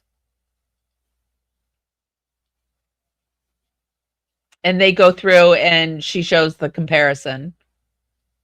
Or at least changed a few words and sentences, which again, just because you don't like say something verbatim doesn't mean it's not plagiarism. I agree with that too. Just because you change a few words here and there doesn't mean that you've gotten yourself out of the plagiarism territory. Like, yeah, you can copy my homework, but make it your own, except for Annie didn't give permission to copy your homework. It is interesting as well that it seems like it's videos from like 2 years ago, 3 years ago, you know, things like that, where it's like, okay, are you maybe thinking that like people wouldn't catch that? Like, y'all got to be smarter. It does give Ruby Jody vibes. It really does. It's weird. It's weird.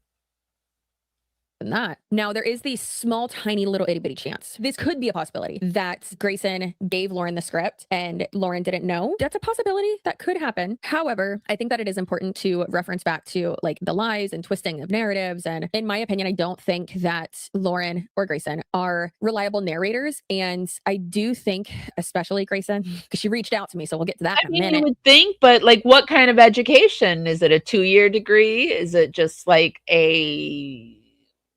where you go for 6 weeks and get a degree? I mean, it could be anything that she has. I don't know if it's like a 4-year. I don't know enough about Grayson.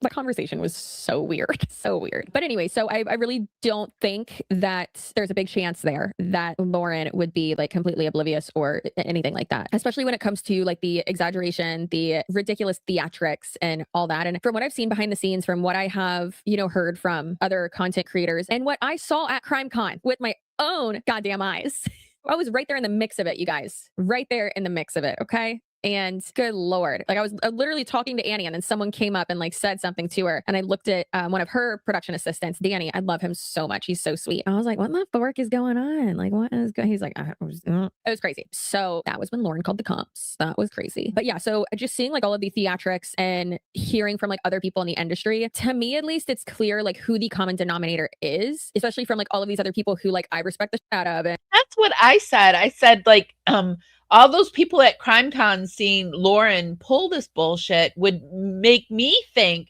that they wouldn't want to work with them. But there's Vinnie Politan being like, hey, Lauren, come on my show. And he was probably there and witnessing it all. It's just bullshit. And who I do see as trustworthy and who I do admire professionally, and just seeing the way that Lauren has acted. And I really feel like her and Grayson just feed off of each other. And it's really weird. It is also very funny that while all of this was happening at CrimeCon, I didn't realize, like, because I'm not on that side of it. I'm on the YouTuber side of it. And like Lauren isn't really, like she kind of is, but like not really, I feel like. So me and Kimberly are just, you know, hanging out over here. Me and her husband and her and a few other people from other people's teams are like drinking and having fun and, you know, talking shit about random stuff about ourselves. And then, you know, taking pictures of people and all that and like pictures with each other. And then someone comes up and is like, Lauren just called the cops. And I'm like, what the fuck? Can you not? Can we just have a good time, please? What's going on? So now later on, then realizing, I'm like, oh my God, that's what y'all were talking about. I'm late to the party. And it's not. Yeah, I really thought that other content creators wouldn't be happy about seeing the police showing up at CrimeCon and having extra police. And, you know, like I know like Into the Weeds said that there were a lot of police, like just, and they'd never been, so they didn't really have anything to compare it to, but it did seem weird. And now we know why it was weird.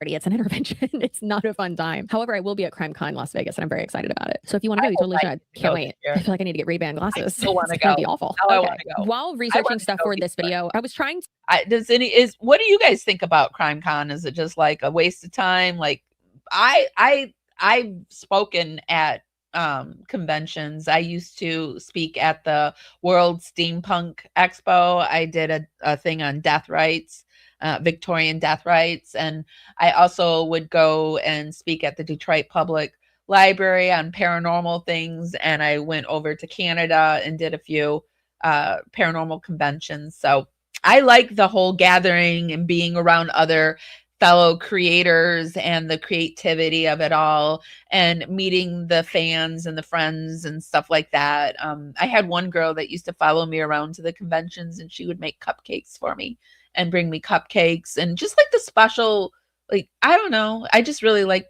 you get to meet, you get to meet people. It's a lot of fun and you learn stuff too. And it's like, I don't know. I kind of want to go to get something straightened out because there has been a lot of not miscommunication, but a lot of wires crossed when people are recalling like certain things that have been claimed. Like someone, for instance, made the claim that Grayson was the one who was putting money into Lori Vallow. She's a murderer. She murdered multiple people, including her 2 children, and she's in prison. And so apparently Grayson, the production assistant of Hidden True Crime, was putting money into that lady's commissary and like buying her stuff and like pretending like she he's a Mormon to like talk to the lady and try to like become her friend. And then also people don't realize allegedly that it was like something that I'm hearing too is like, no, that was Lauren too. Like Lauren was also doing that. Listen, as someone who interviews people a lot, I get it. Like sometimes you have to wear many hats. Sometimes you gotta, I don't want to say be manipulative. I would go to Comic-Con too. I want to go to Comic-Con. So I like conventions. The first convention I ever went to was this sci-fi convention, and I wasn't a sci-fi person, but my roommate in college was, and I went home with her for the weekend, and we went to this sci-fi convention, and it was the best time I'd ever had. I was like, "Ew, what are we gonna do?" And we got up on stage and we won the sci-fi decoration contest. There was like 24 hours of Star Wars and Star Trek in one room, and I don't know, it was a lot of fun, and you just kind of hung out with people, and I don't know, I liked it. But sometimes a little bit. It's like when the detective brings a pizza to the murderer, right, in prison to like get him to tell him where the bodies are, right? Sometimes you got to do that. However, that's insane what they were allegedly doing in order to like get an exclusive statement. And then on the outside, you're like planning her children's funeral or memorial service or whatever. Like that is so wrong and so hypocritical and disgusting. And it makes me feel so gross, so disgusting. But again, like I said, from what I've heard, I guess I just dawned on me the real test of what I'll think about CrimeCon is if they have her back next year, like as a speaker, or they give her, or they upgrade her the way they did last year, right? Elevator. Ugh. These people get very parasocial, cross boundaries, and I really feel like they just like feed off of each other with the drama and they want that close proximity and like maybe feed off of that. I don't know. That's just my opinion. It's disgusting though. Okay. Now, I did follow Grayson on Instagram to maybe find something out. Just, why not? She can decline it if she wants, but just to see her pictures, see what's what, to kind of remember like, who the hell is this girl again? Did I talk to her at CrimeCon? I don't know. Whatever. So then color me. Found her over on Instagram last week, but it's private. So, and there is a Facebook, but I don't know if it's her. Surprised when I didn't even DM her. Honestly, I had actually forgotten that I friend requested her. Yikes. The ADHD got me again. But she DM'd me. So we have some statements to share, some attempts, in my opinion, what I think is manipulation, and then some insults to share, because that conversation took a turn. So before we get into that, though, let's discuss what off the record means. Y'all have probably heard me say that a lot. With my job, I've gotten more into the like journalistic aspect of my job lately, especially with investigating and co-producing the Elizabeth podcast, which is about the serial con artist. We love to dislike a scammer, right? About the serial con artist Elizabeth Teckenbrock. Season 2 is out now. You should definitely go give it a listen. Let's go forward and get to the messages. So here are the messages between Grayson and CZ. And it's like, why? You don't know me? So Grayson says, "Hi, Chelsea. This is an off-record message. I saw you requested to follow me. If you are planning on doing another video on hidden true crime, I'm happy to be a confidential source for you. Off-record, there's a lot of misinformation out there and a lot of confusing dynamics. So I'm happy to clarify and hand over evidence if you desire, so that it can be added to your context. Once again, please keep this message off-record. My mental health has been significantly impacted over the last few weeks, and I've chosen to not be online hardly at all, which is why I didn't see your following request until now. I've only talked to one other person, but for some reason, when I saw your request, I decided to reach out. If you have any questions, again, all off record, you can call me." And I responded and said, "Hi, Grayson. Thanks for reaching out. Unfortunately, we would only be interested in an on the record and recorded meeting/call. Would you care to provide a statement regarding the overwhelming amount of evidence pointing to a potential history of plagiarizing Annie," not me using voice to text and it autocorrecting to Annie Elizabeth, oops, Annie Elise's videos since your employment with Hidden True Crime. Now, I had set those terms. I am only interested, what we're saying being on the record. So what she should have said then was no comment. However,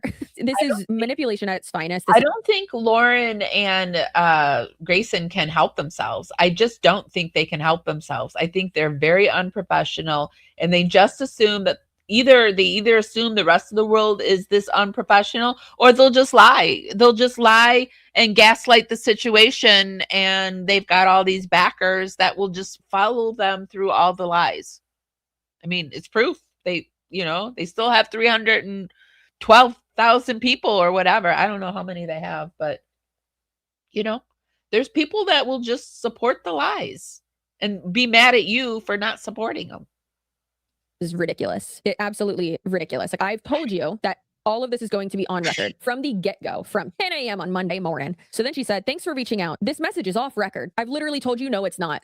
No, it is not. The person who's asking the questions sets the stage there, not you. I'm not interested in anything on record. Then stop talking to me. Then stop saying anything else, nor providing a statement. However, then she continues. Then she keeps going. If this doesn't show you I don't want to say the lack of ethics, but the lack of understanding when it comes to like this person and their work, just thinking that you can say that when it's like, no, I literally already told you at the beginning of the conversation. I set those ground rules. I laid that out literally first thing I said. And then you continued. I said it again though, so don't worry. But feel free to go check out Annie's Emily Pike script posted 3 days after our Emily Pike script and run the comparison. So now Grayson is accusing Annie Elise of plagiarism. She claims it was breaking news and she didn't even have time to put makeup on, despite the case not being breaking news. AI shows it was plagiarism. Some of the research in our video was not able to be found online. We called the group home and got information only we had. And she said, Annie and I have had our own conversation regarding the accusations a couple of weeks ago, the Emily Pike script and employment issues from within her company that I have chosen to not air out or take action on out of respect for her and her growing business and friendship. I promise you that Grayson didn't expect this to come out, because this is a lot. These are fighting words. We had. Girl, I think it's clear that you're the problem. Thank God you left that company. Lord.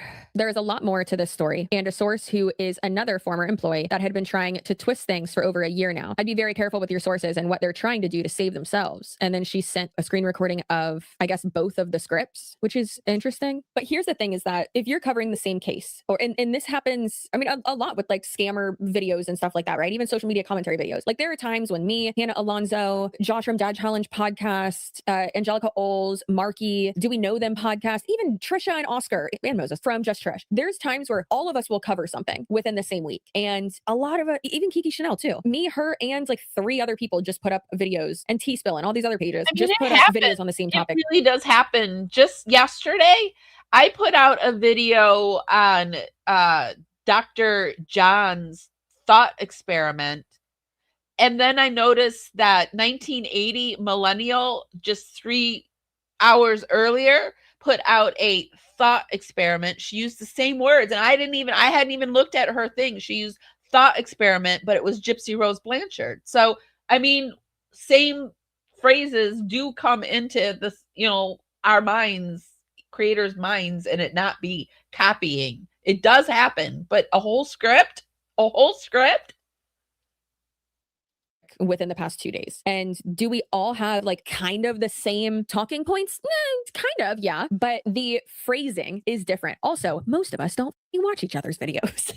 Most people who, Robert Welsh is a great example of this. Like he primarily does makeup content. He does watch makeup content, but the content that he enjoys most is me. Hey, babe. But the content that he enjoys most is commentary. Like I do social media commentary. The videos that I like most are still commentary, but typically it's like comedy commentary. Like I like the Basement Yard podcast, and I like video podcasts and stuff like that. And that's really like what I watch the most of, because it's just, brain dump. I'm just hanging out with my friends is how I feel, right? That sounds depressing. So if you watch all of the same topics from different people, or like same stories from different people, you're going to find similarities and, some of the same points. That doesn't mean it's plagiarized. However, I personally do think that 1, Grayson having access to those old scripts, and 2, the amount of times that the flow of the video and the like hook phrase. I've never had a producer, but it seems to me like you shouldn't be able to reuse scripts. Like once you write a script for a content creator, it seems like they should own that script. No? Am I like, I don't know. I'm not like a professional writer or any, I've always wanted to write a book, but I've never done it because of my spelling issues. Now now there's ChatGPT and stuff. Like now it's just that I'm lazy. But, it seems like they should own that script, but I don't know. Like those like goosebump walk away, like not catchphrases, but those ones that like really hook you. Like those have been said like in an Annie Elise video 2-3 years ago when Grayson was working for her, and then now in the past year in a video from Lauren. It's just very interesting, and it comes off more like genuine in Annie's. And realistically, it's probably just because I'm biased because I like Annie and I don't like Lauren. But with their personalities, having loosely interacted with Lauren, like being in the same vicinity. Write a story on. I've always like thought my I've had like a crazy life, so I thought that maybe I could write a story on my childhood alone. But in college, we would always like all of us were like acting like we were going to write our book. Like but I would something would happen, and I'd be like, "This is going in the book." But anyway. As her, seeing how she is, and then having talked to Annie quite a bit, it just seems more natural coming from Annie. It seems like a script of like, okay, this was done, like made for you, you know? Like, I feel like it would be unnatural if like I was, for instance, if Hannah Alonso had one, she would never do this obviously, but if she was to read off a script that like I wrote, that was like in my tone and like for me, it wouldn't feel natural, right? And vice versa. This is what I was saying. It'd be like if I wrote a script and handed it over to another content creator and they're using the same weird words that I use. Like I make up freaking words. Like I'm a word muse.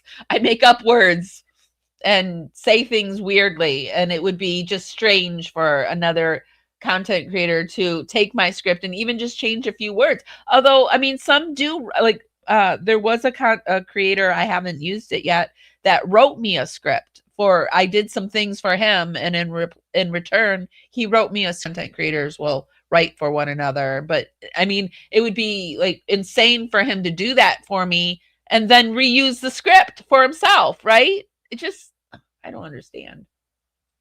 Y'all would come to my channel and be like, why are you being so nice? Who is holding you hostage? Blink twice. I think that is very telling as well. However, Grayson said, again, also off record, please for the love of God, stop. That's not how that works, Grayson. Lauren wrote a Redditor asking them to take their post about Annie plagiarizing her on Emily Pike down. I don't care. We got so many emails about her copying that script, but we asked them to take down the accusation and we never contacted her, even though I was so upset my work was recycled. I cried in her office about it. Again, irrelevant. Lauren said it didn't matter. Justice for Emily did. We haven't plagiarized anything, and we stand by that and could prove that if it ever rose to legal, given that plagiarism is such a big deal. Again, I'd be very careful on who your sources are. Girl, my source is y'all.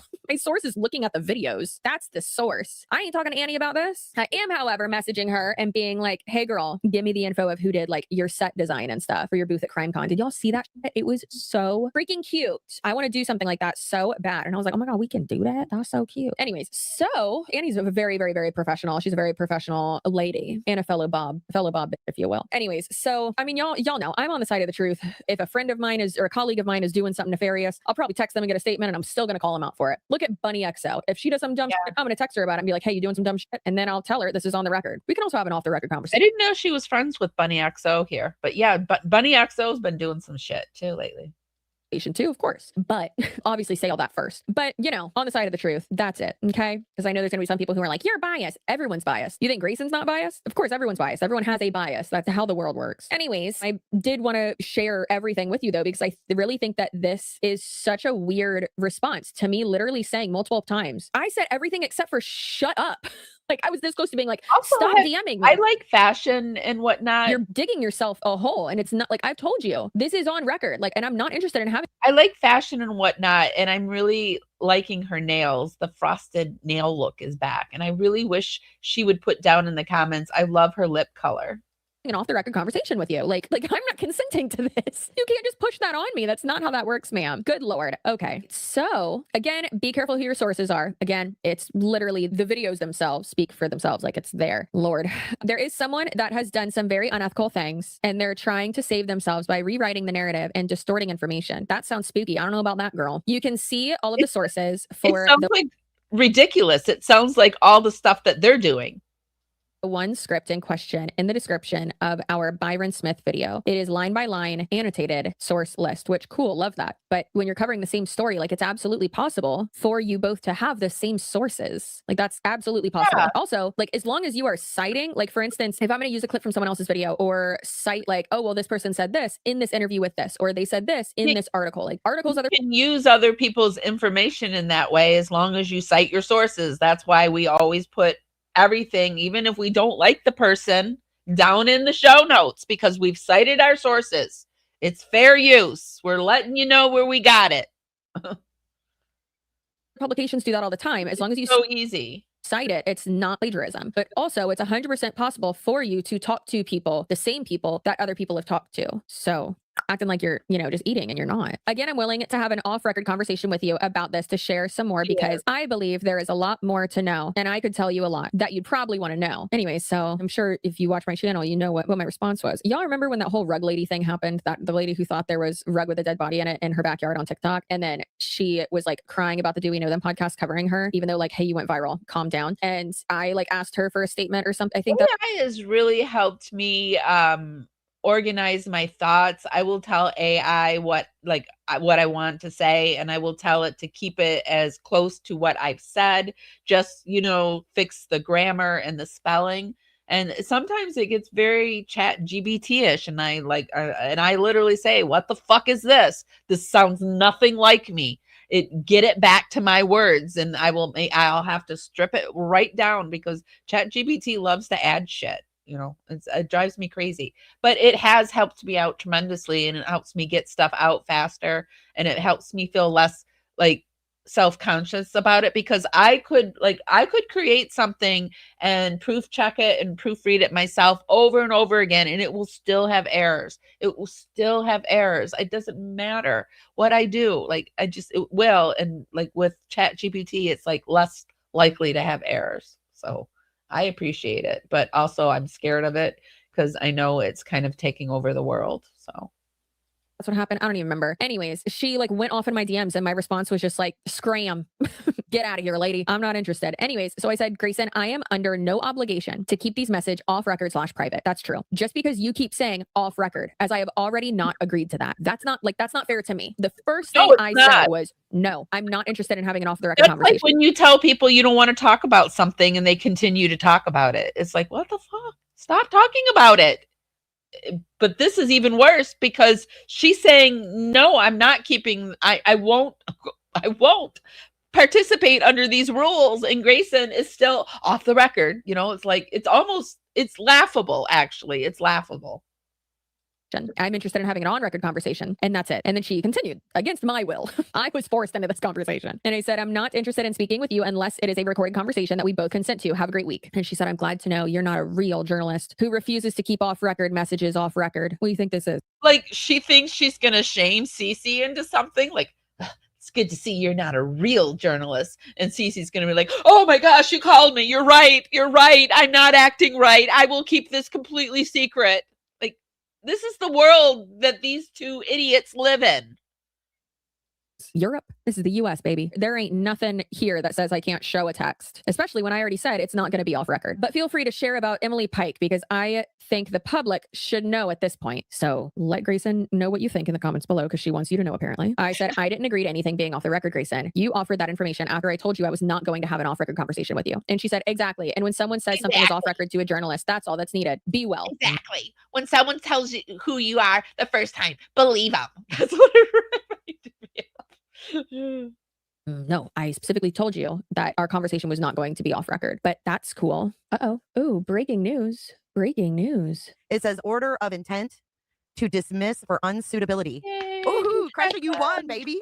It was dismissed. The CCB is saying this does not fit. I should be happy because this is a win and this came before Christmas. And I really wanted it to happen for before Christmas and not, I don't know, Christmas is already stressful enough than to worry about a lawsuit or copyright claim hanging over you and court costs. And I'm just really glad.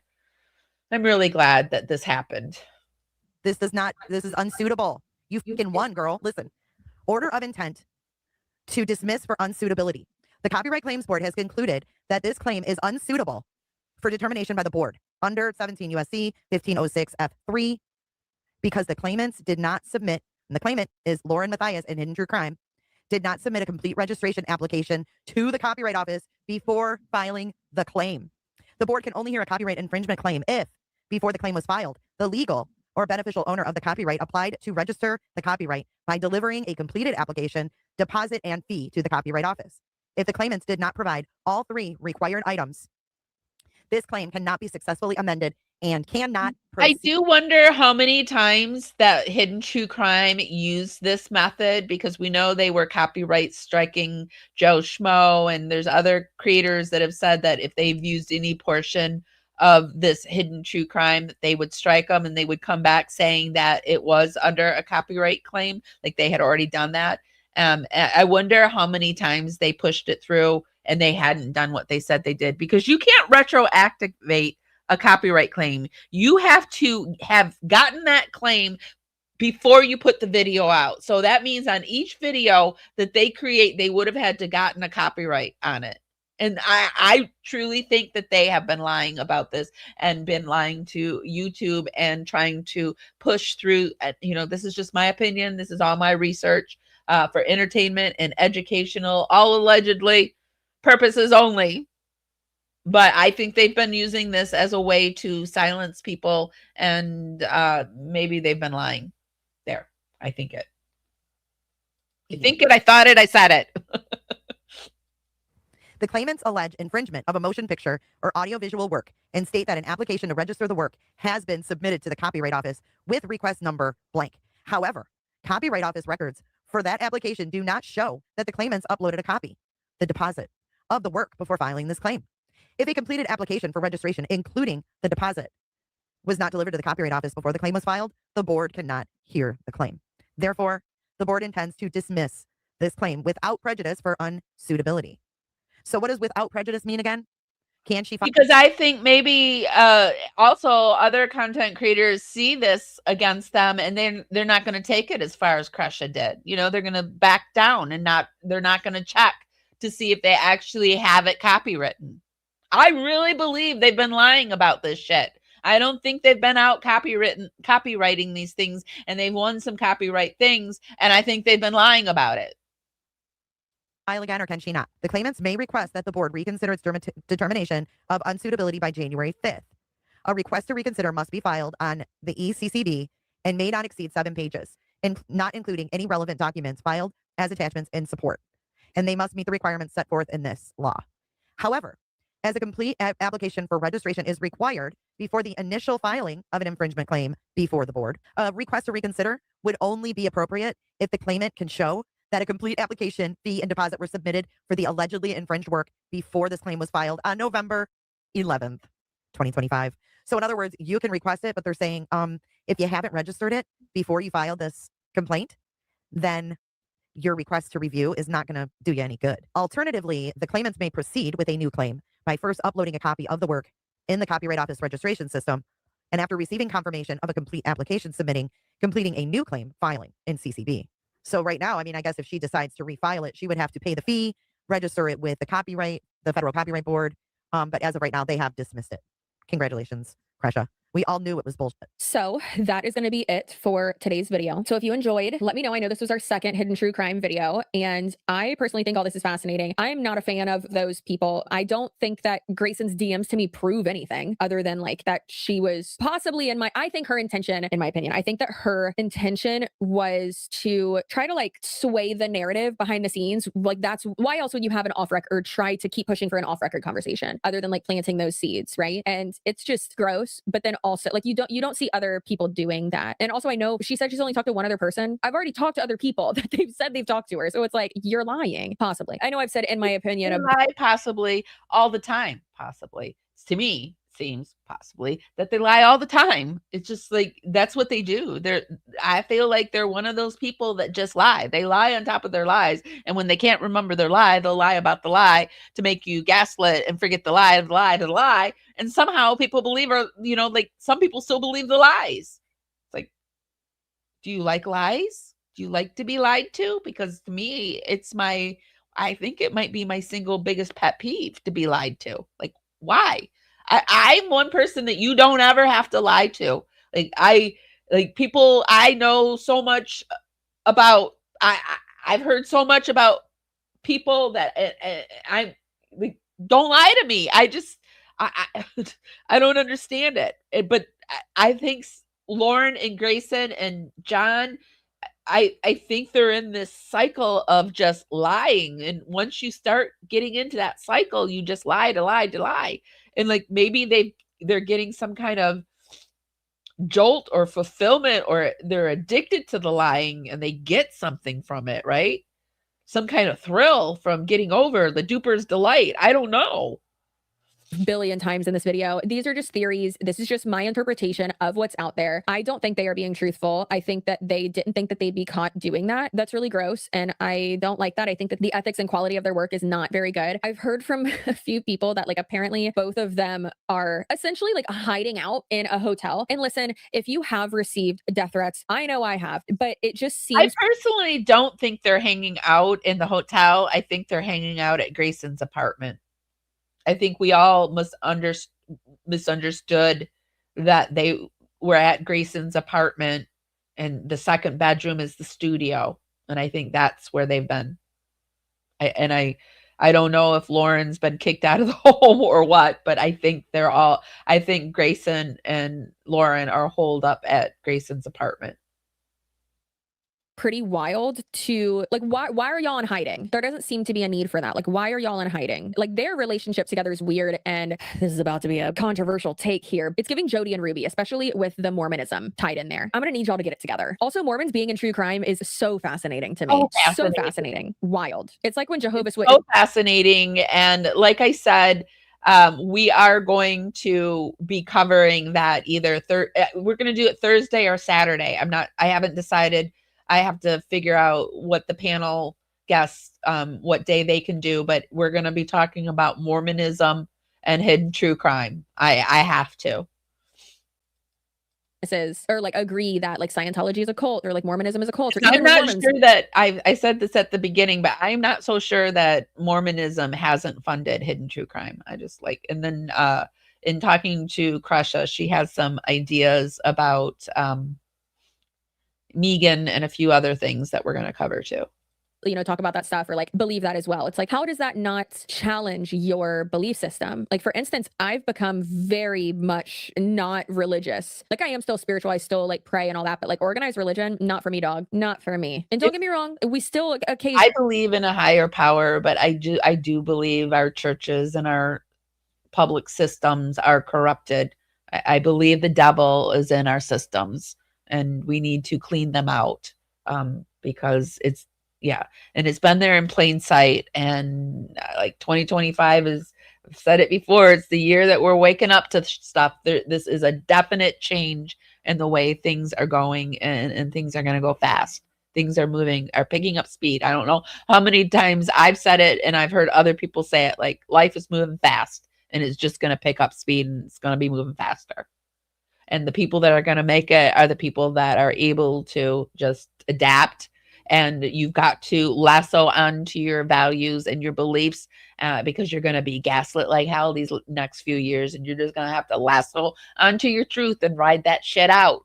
You're going to have to, because I mean, you know, when you're cleaning shit up, it gets dirtier before it gets cleaner. And that's what's going to happen. It's going to get messy before it gets clean. We'll go to like Christmas Eve service. Listen, I'm a hoe for twinkling lights. All right. You know, I like those traditions and things like that. And like I said, I do pray, but it's more of like a me and them situation, not like I don't need to do all that. So I don't know. I just find it very interesting. And the reason I was saying about the like less religion and more just like spirituality is because like me researching cults and all of that really, really, really helped me see a lot of things and a lot of contradictions and hypocrisy and, you know, dangerous groupthink and stuff like that when it comes to religion. Not necessarily like the church I'm a part of that I'm like a member of. I mean, I got my kid baptized, but still, it's very interesting. And I just don't understand how someone, in this case, Lauren, I'm going to call her out. I don't understand how they could like still be practicing Mormons when you're someone who covers true crime and like knows more about like those cults and stuff. The LDS stuff. Like, is she practicing Mormon? Because I feel like she's wishy-washy. She's practicing when she's like wanting to get in good, and she's non-practicing when she's wanting to get in good with the other side. Like they're very wishy-washy, on the fence.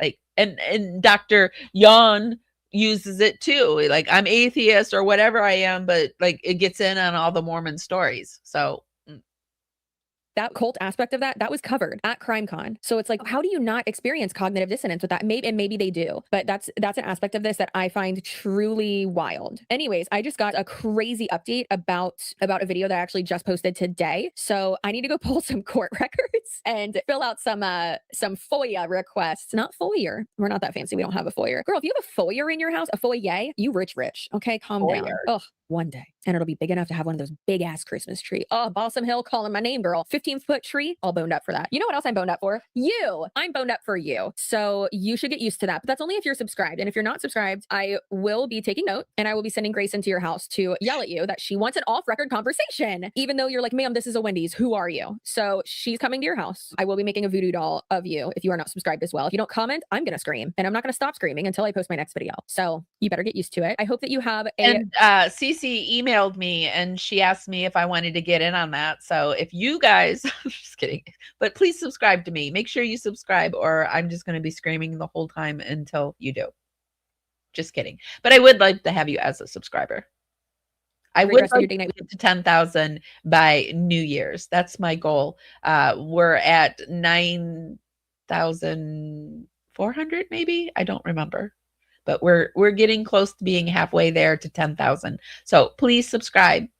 Whenever you're watching this, and please know that you are, if you're subscribed, this pep talks for you. If you're not, you're dead to me. Please log off. Throw your computer in a fire. And if you are subscribed though, please know that I know this time of year is rough and she said something more at the end, but she didn't. Okay. I thought we got a little more juicy details at the end, but we didn't. Okay. So what do you guys think about all that?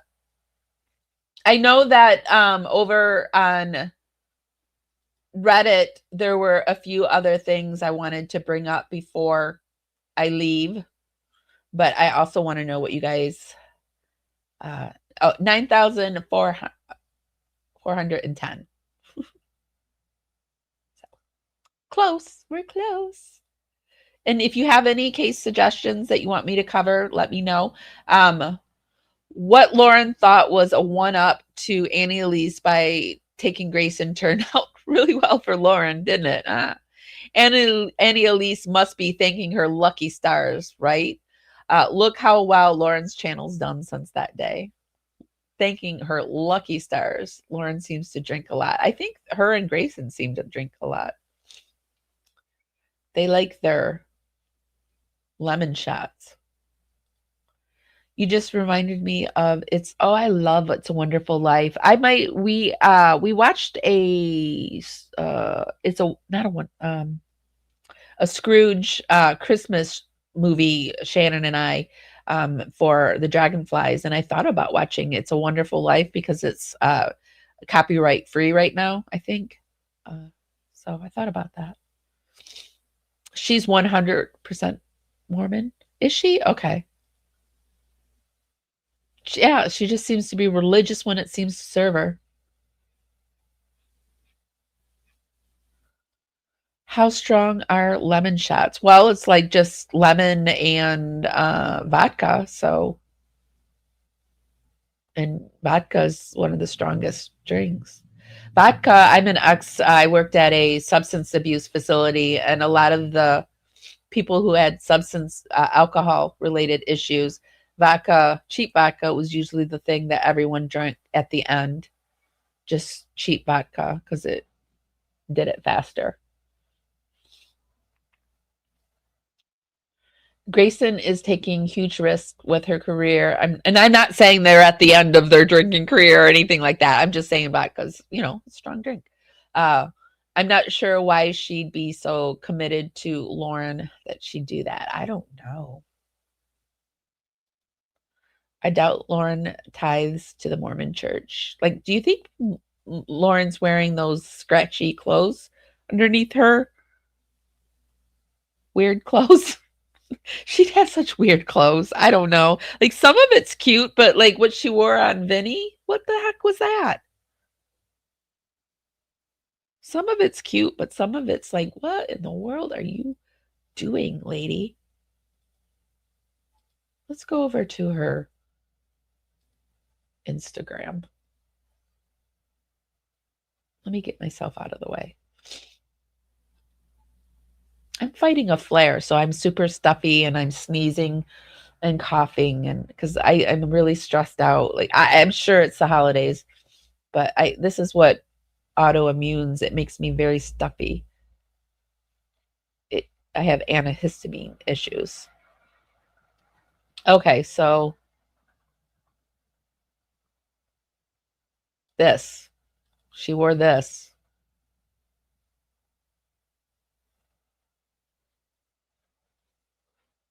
Investigators say is not directly related to Melody's disappearance. I'm not sure if she'll show herself, but just in that, let's see. The arrest comes amid for this on Vinny's show.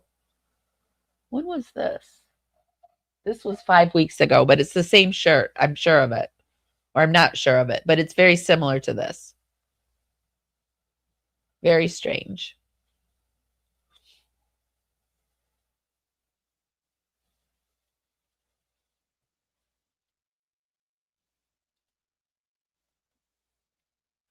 This must have been what she was filming for CrimeCon.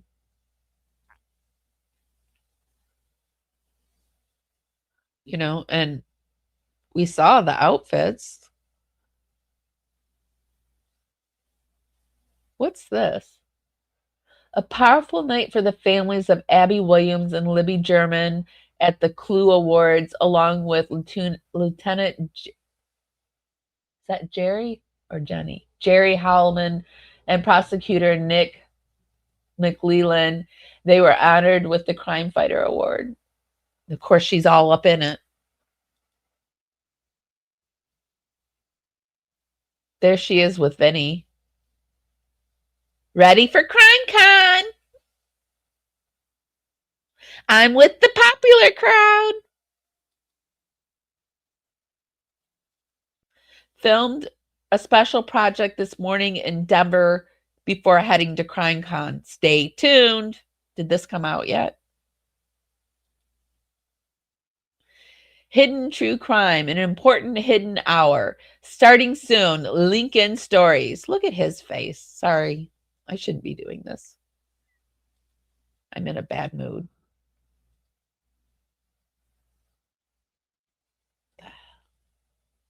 Can you? What is this? Aunt Vicky.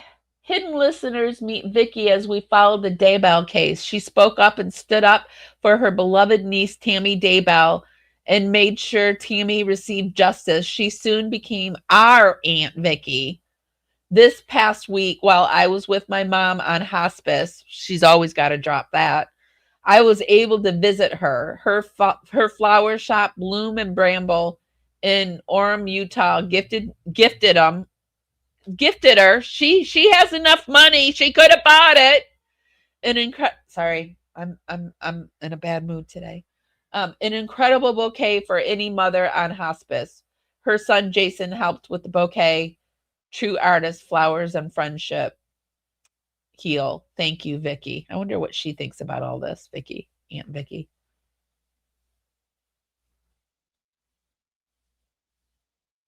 How many weeks ago was this? 15 weeks ago. She looks like a whole different person here. Jeez.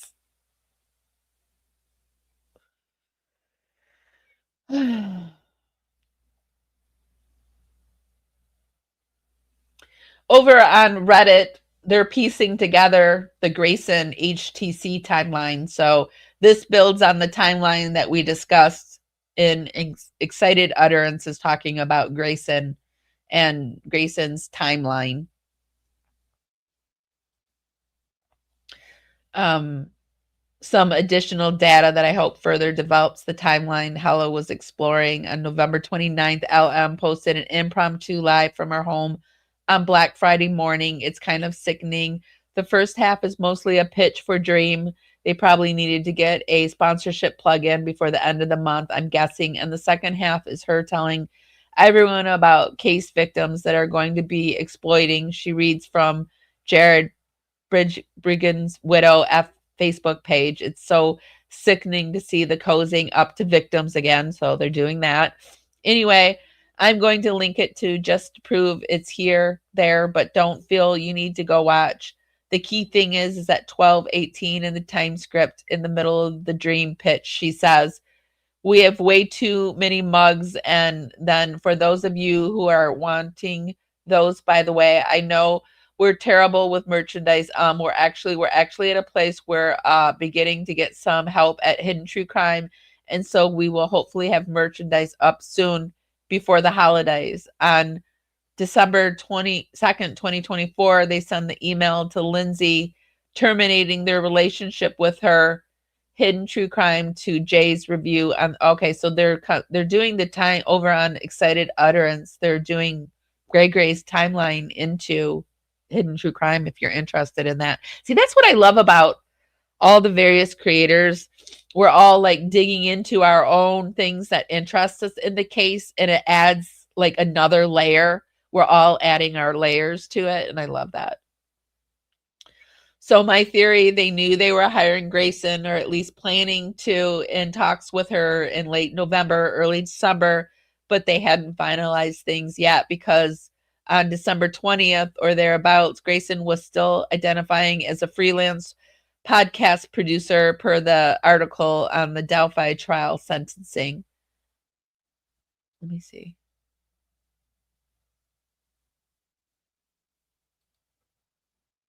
Oh, shoot.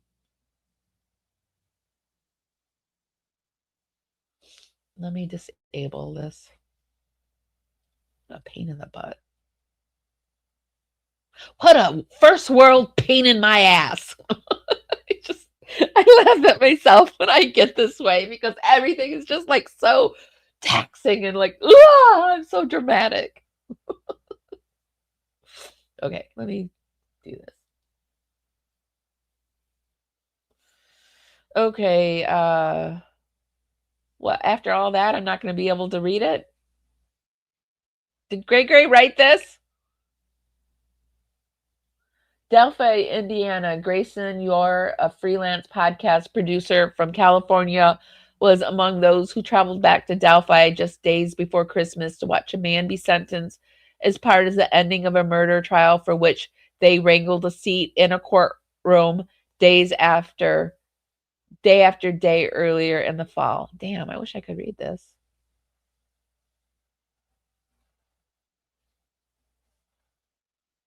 Blows.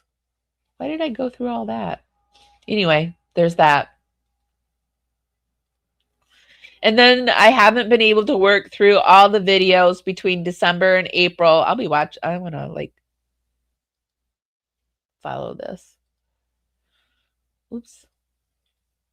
Where is it that you there?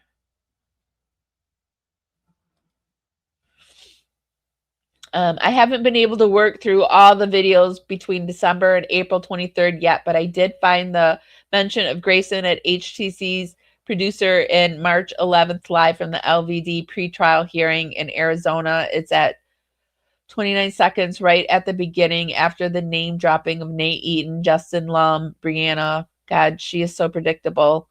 Anywho, this may not be all that is out there. Let me see what this is.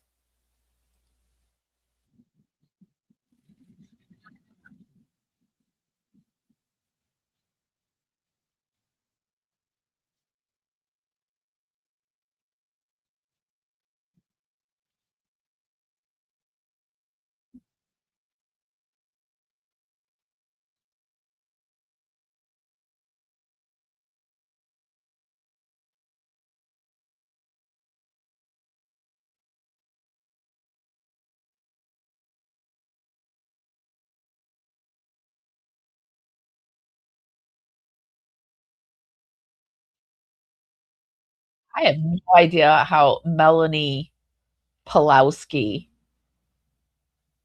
didn't end up in trouble. I have no freaking idea. Anyway, there was that. So we'll be following that because I am somebody who wants to know a little bit more about Gray myself. All right. I got to share my screen again. There's one more thing I want to talk about before I go. And then I'm going. I'm out of here. I'm hitting the road, Toad. Go have a... I'm going to go outside. I almost said go have a bad day, but I'm going to turn this day around or try. So much easier to be happy when you're happy, isn't it? Okay, the last thing I want to talk about. Well, let me see what you guys are saying real quick. I'm not a fan of John D. He's arrogant and condescending. I think Court TV finds the guests for Vinny's show. I don't know. Vinnie Politan loves drama on the down low. I think he brought her on. I think Vinnie brought her on. I don't remember if it. I don't know. Vinnie has his own YouTube channel and does a lot on Friday. I wonder if anyone asked him if he knew. I don't know. I'm very curious if he'll say anything. Because I'm very disappointed in him. But, you know, who am I? I'm just Amy over on Parawoman Radio. I don't believe the hospice story. You can only stay in hospice 6 months longer. Oh, somebody told me, though, that their mom was in hospice for like 3 years or something. I think it does happen. Did Lauren talk ish about Vinny? I'm sure she has. I'm sure she has, but I'm not even sure Vinny would care. Like, I don't know. Like, guys don't seem to care about the shit talking like women do. Or maybe they do. Maybe I'm just wrong about that, but in my experience. Okay, so the final thing I want to talk about was this. This was interesting. So, sensitive question, was LM working as an escort pre Dr. John? All that talk of kissing lots of men, going back to Salt Lake City for dates, dating for meals. It kind of sounds like it. And it reminded me of the Black Dahlia, because that's what she did. You know, she dated for meals. What do you guys think? Are you saying that it seemed a bit strange that while she was denying rumors that she simply lived with another guy, that she blurted out, "I've never even kissed the guy"?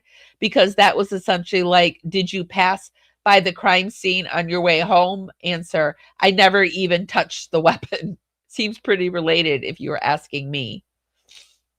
Such an odd and immature comment too. Why not just say I never lived with them?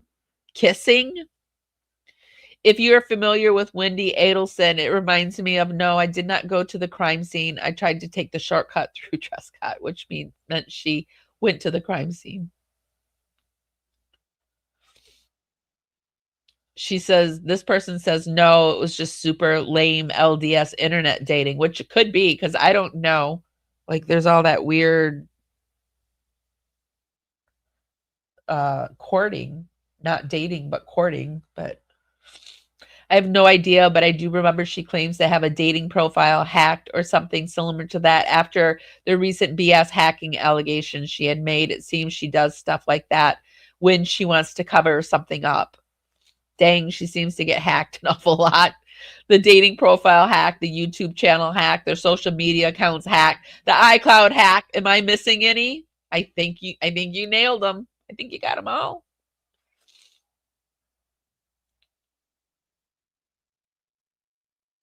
Wait, this person says she was an Ashley Madison claimed on air. This is all alleged, you guys, all alleged.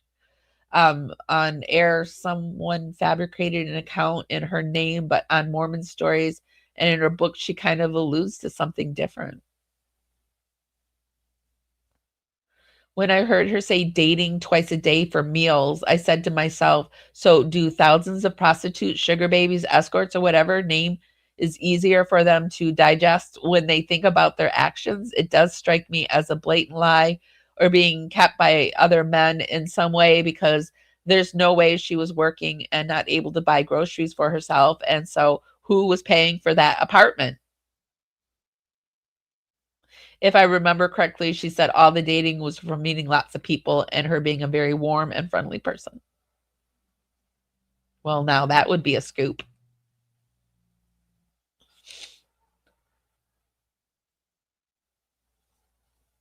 Do you think it's a bridge too far that she would not even think about doing that? This person says, nah, I think it's a bridge too far. I don't believe she participated in that at all. Lauren seems like one of those Mormon girls who view marriage as a status symbol. I truly think she was on a manhunt for a husband who would save her from a life of spinsterhood and provide for her. I am not a former Mormon, but I am from the South. I do see many similarities with the role women play here, where a lot of women have that mindset, work for fun and don't even try to make enough to be independent, support yourself, but get married and the man will fix everything. pop out some kids, and the merry-go-round keeps going. What do you guys think?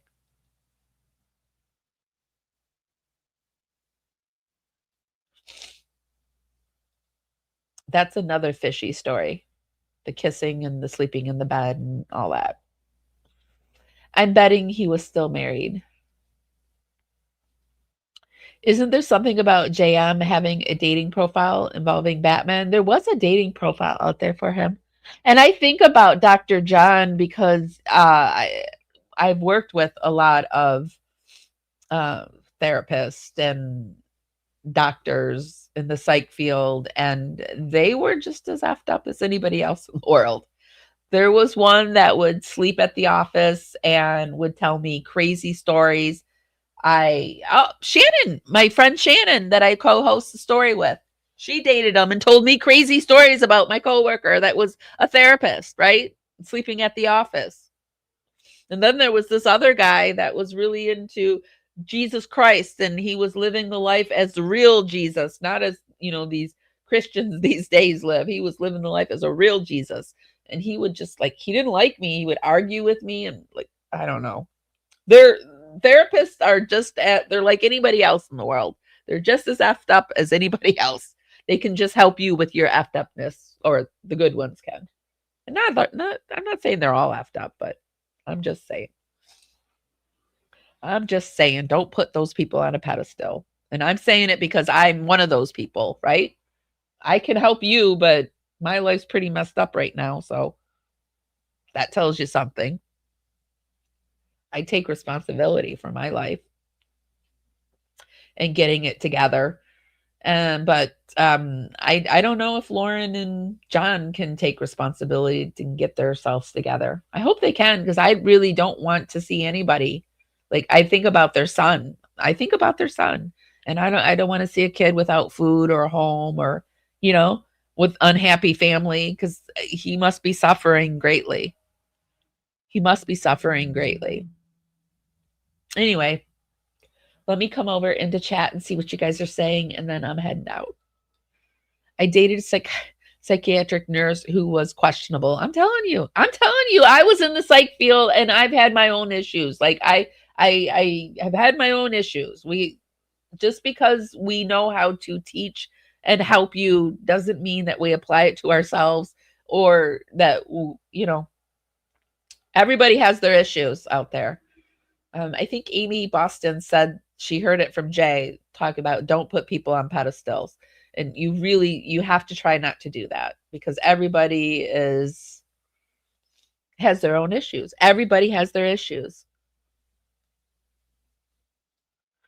His dating profile is in Lauren's book. One of the providers of contact read it and scrolled the PDF behind. I had to see it to believe it. It was odd to put in a book. It is odd. I couldn't do the book. Her book was I don't know. I couldn't get into it. There's some aspects of this I just have a hard time getting into. True crime wifey, holy moly, I worked with male savior types that were all messed up in child welfare. It always writes me out. Yeah, I mean, I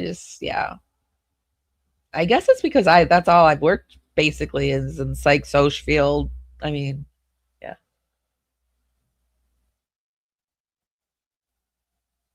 He's not street smart. He annoys me, actually. We're going to go into more of Dr. John, because that's the area I know. I can talk about the psych social stuff. Some of it, I don't know. I knew a clinical psychologist really well, and he was in perpetual chaos. He was middle-aged. Yeah. One of my psych teachers who was having an affair with one of I was a Greek, but I lived in a Greek society where we were male and female. We had went co-ed, and my psych professor, who was married, was having an affair with one of my brothers in the house. So, I mean, but she said to me that you need to, before you can take care of people in psych and soc, you've got to go through your own shit and weed out, figure yourself out. So i.e., you can't be afraid of psychosociating yourself, but it's much harder. And lately, I've been doing it like my whole life. I've never used my skills to actually identify myself or my family, or I've just always like not done it. Now that I'm healing myself, I'm using what I learned on myself, which seems like you would have done it in the beginning, and I think I did in the beginning, but life has a way of doing stuff to you.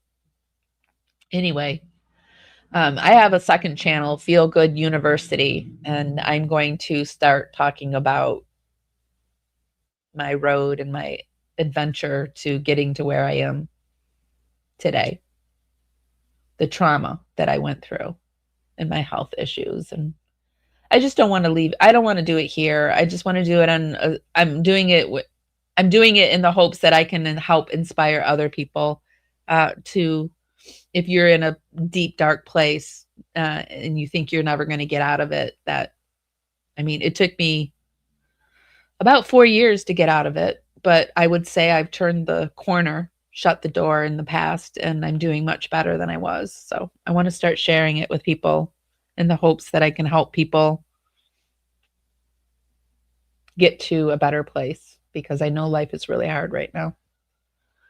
And it makes me feel better to help other people. It's not a selfless act on my part.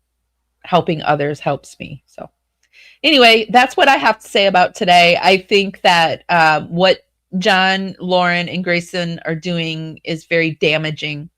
It's funny. I can laugh about it because that's the way I transmute trauma.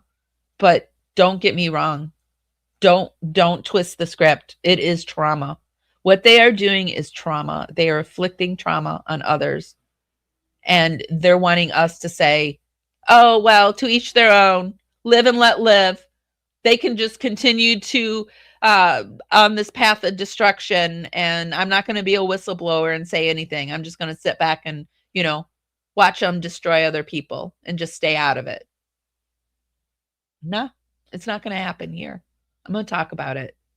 I'm going to talk about it as honestly, fairly, kindly, and sarcastically as I can, because that's what I do, and because I can, right? I'm on my channel. I'm having a good time with my power crew. And we're talking about important things, in my opinion. This is important stuff. Some people can call it drama, but it's important drama. Let's see. Glad to hear you're in a better place. Thank you. I'm so happy to say I'm in a better place.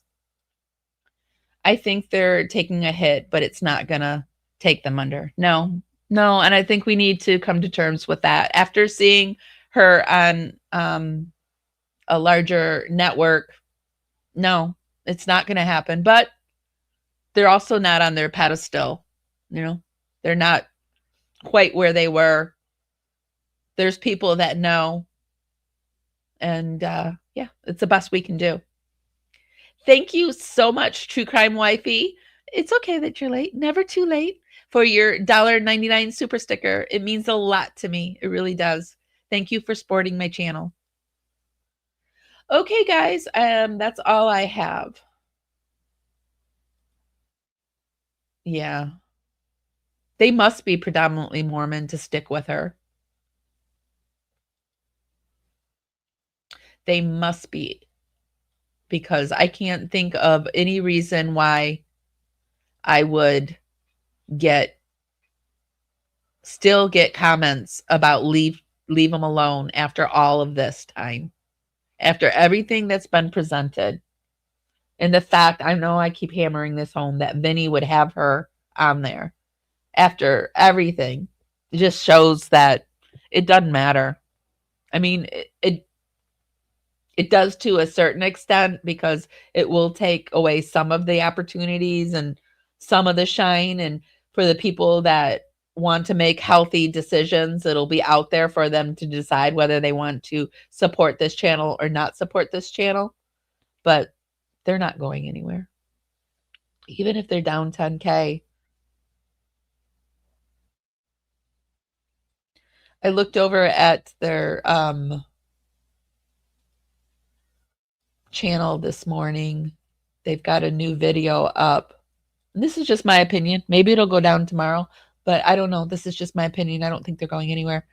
Let me refresh this and see where it's at.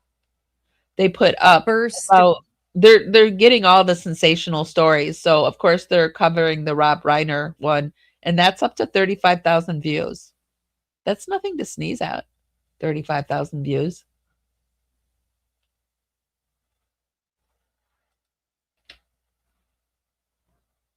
This one's at 30. I mean, it's down lower than it was.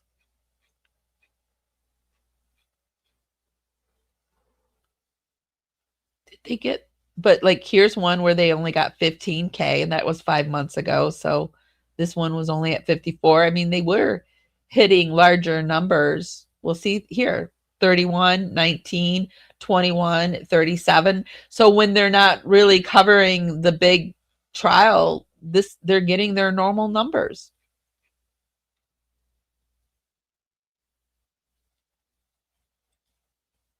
So I don't know.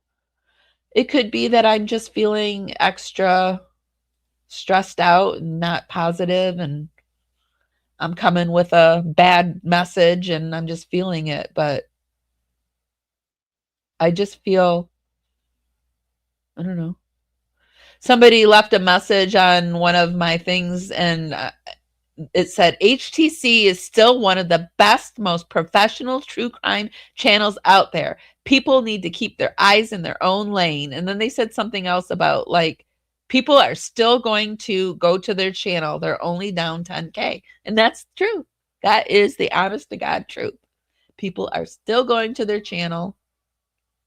And it is what it is. And it makes me sad.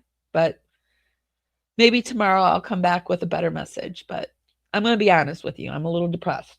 But also I can't, like, I'm wishy-washy about it. When I'm depressed, I'm wishy-washy. I can't figure out if it's because it's really happening, that I feel like they're really going to, like, persevere no matter what, or if I'm just like, ugh, holidays, everything sucks. This sucks. Could be both. So very wishy-washy about that statement. Junie is in the shower. He has been taking a shower for a long time, now that you say that. He's been wanting to take showers a lot, and I have to figure out if it's okay. Like, it sounds very like teenage thing, doesn't it? Like, he's in the shower all the time. Why are you in the shower? What are you doing in the shower? But he loves the shower. I don't know, too, because the weather's changed and it's really dry in the house. So maybe it's helping his skin, but that's where the little June bug is. I know it always gets better, doesn't it? I'm sure it's just seasonal depression. I am going to be on here for Christmas, though. Hi, Rosie. He's sneaking out to see a bunch of floozy birds at night so he can wash away the evidence. Doing something. What are you doing there in the shower? No, yeah, he actually asked to take the shower. He says, he can't say it very well, but he says, turn shower on, but not very well. But he's learning it. I hear him in the shower practicing it. When he wants to learn, he can say about 4 words in a row. So when he's trying to learn something, he'll be in there practicing it. Thank you guys. You guys are in my thoughts and prayers.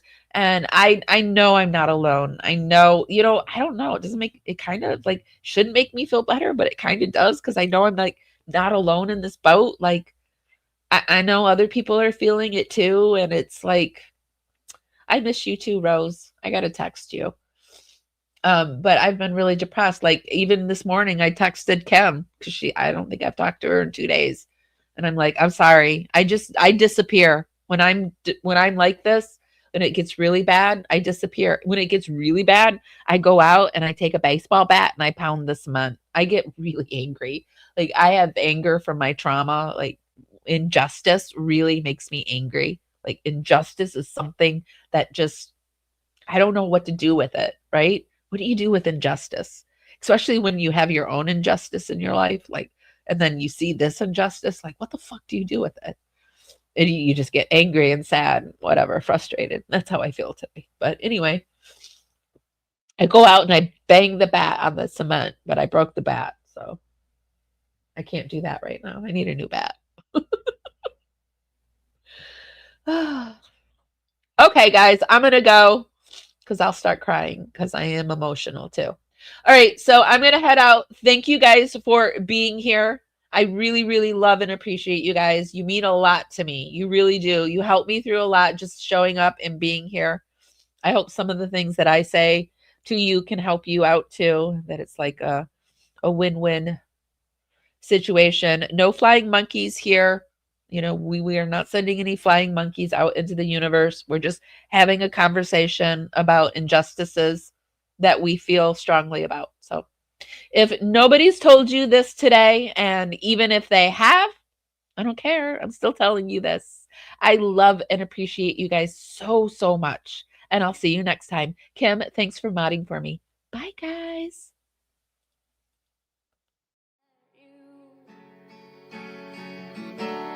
Miss my cue, but I had you for that day. Here in the blue, I'm falling deep into you. Be sure to give this live a thumbs up. Helps me go out into the algorithm party out there. Bring more people back to the party. It's just a free way to help me out. With you tonight, and it feels fine. Feels fine.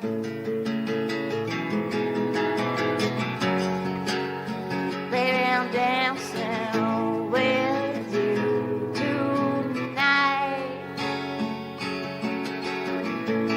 Here in the blue, I'm dancing and falling out, hoping for some time with you.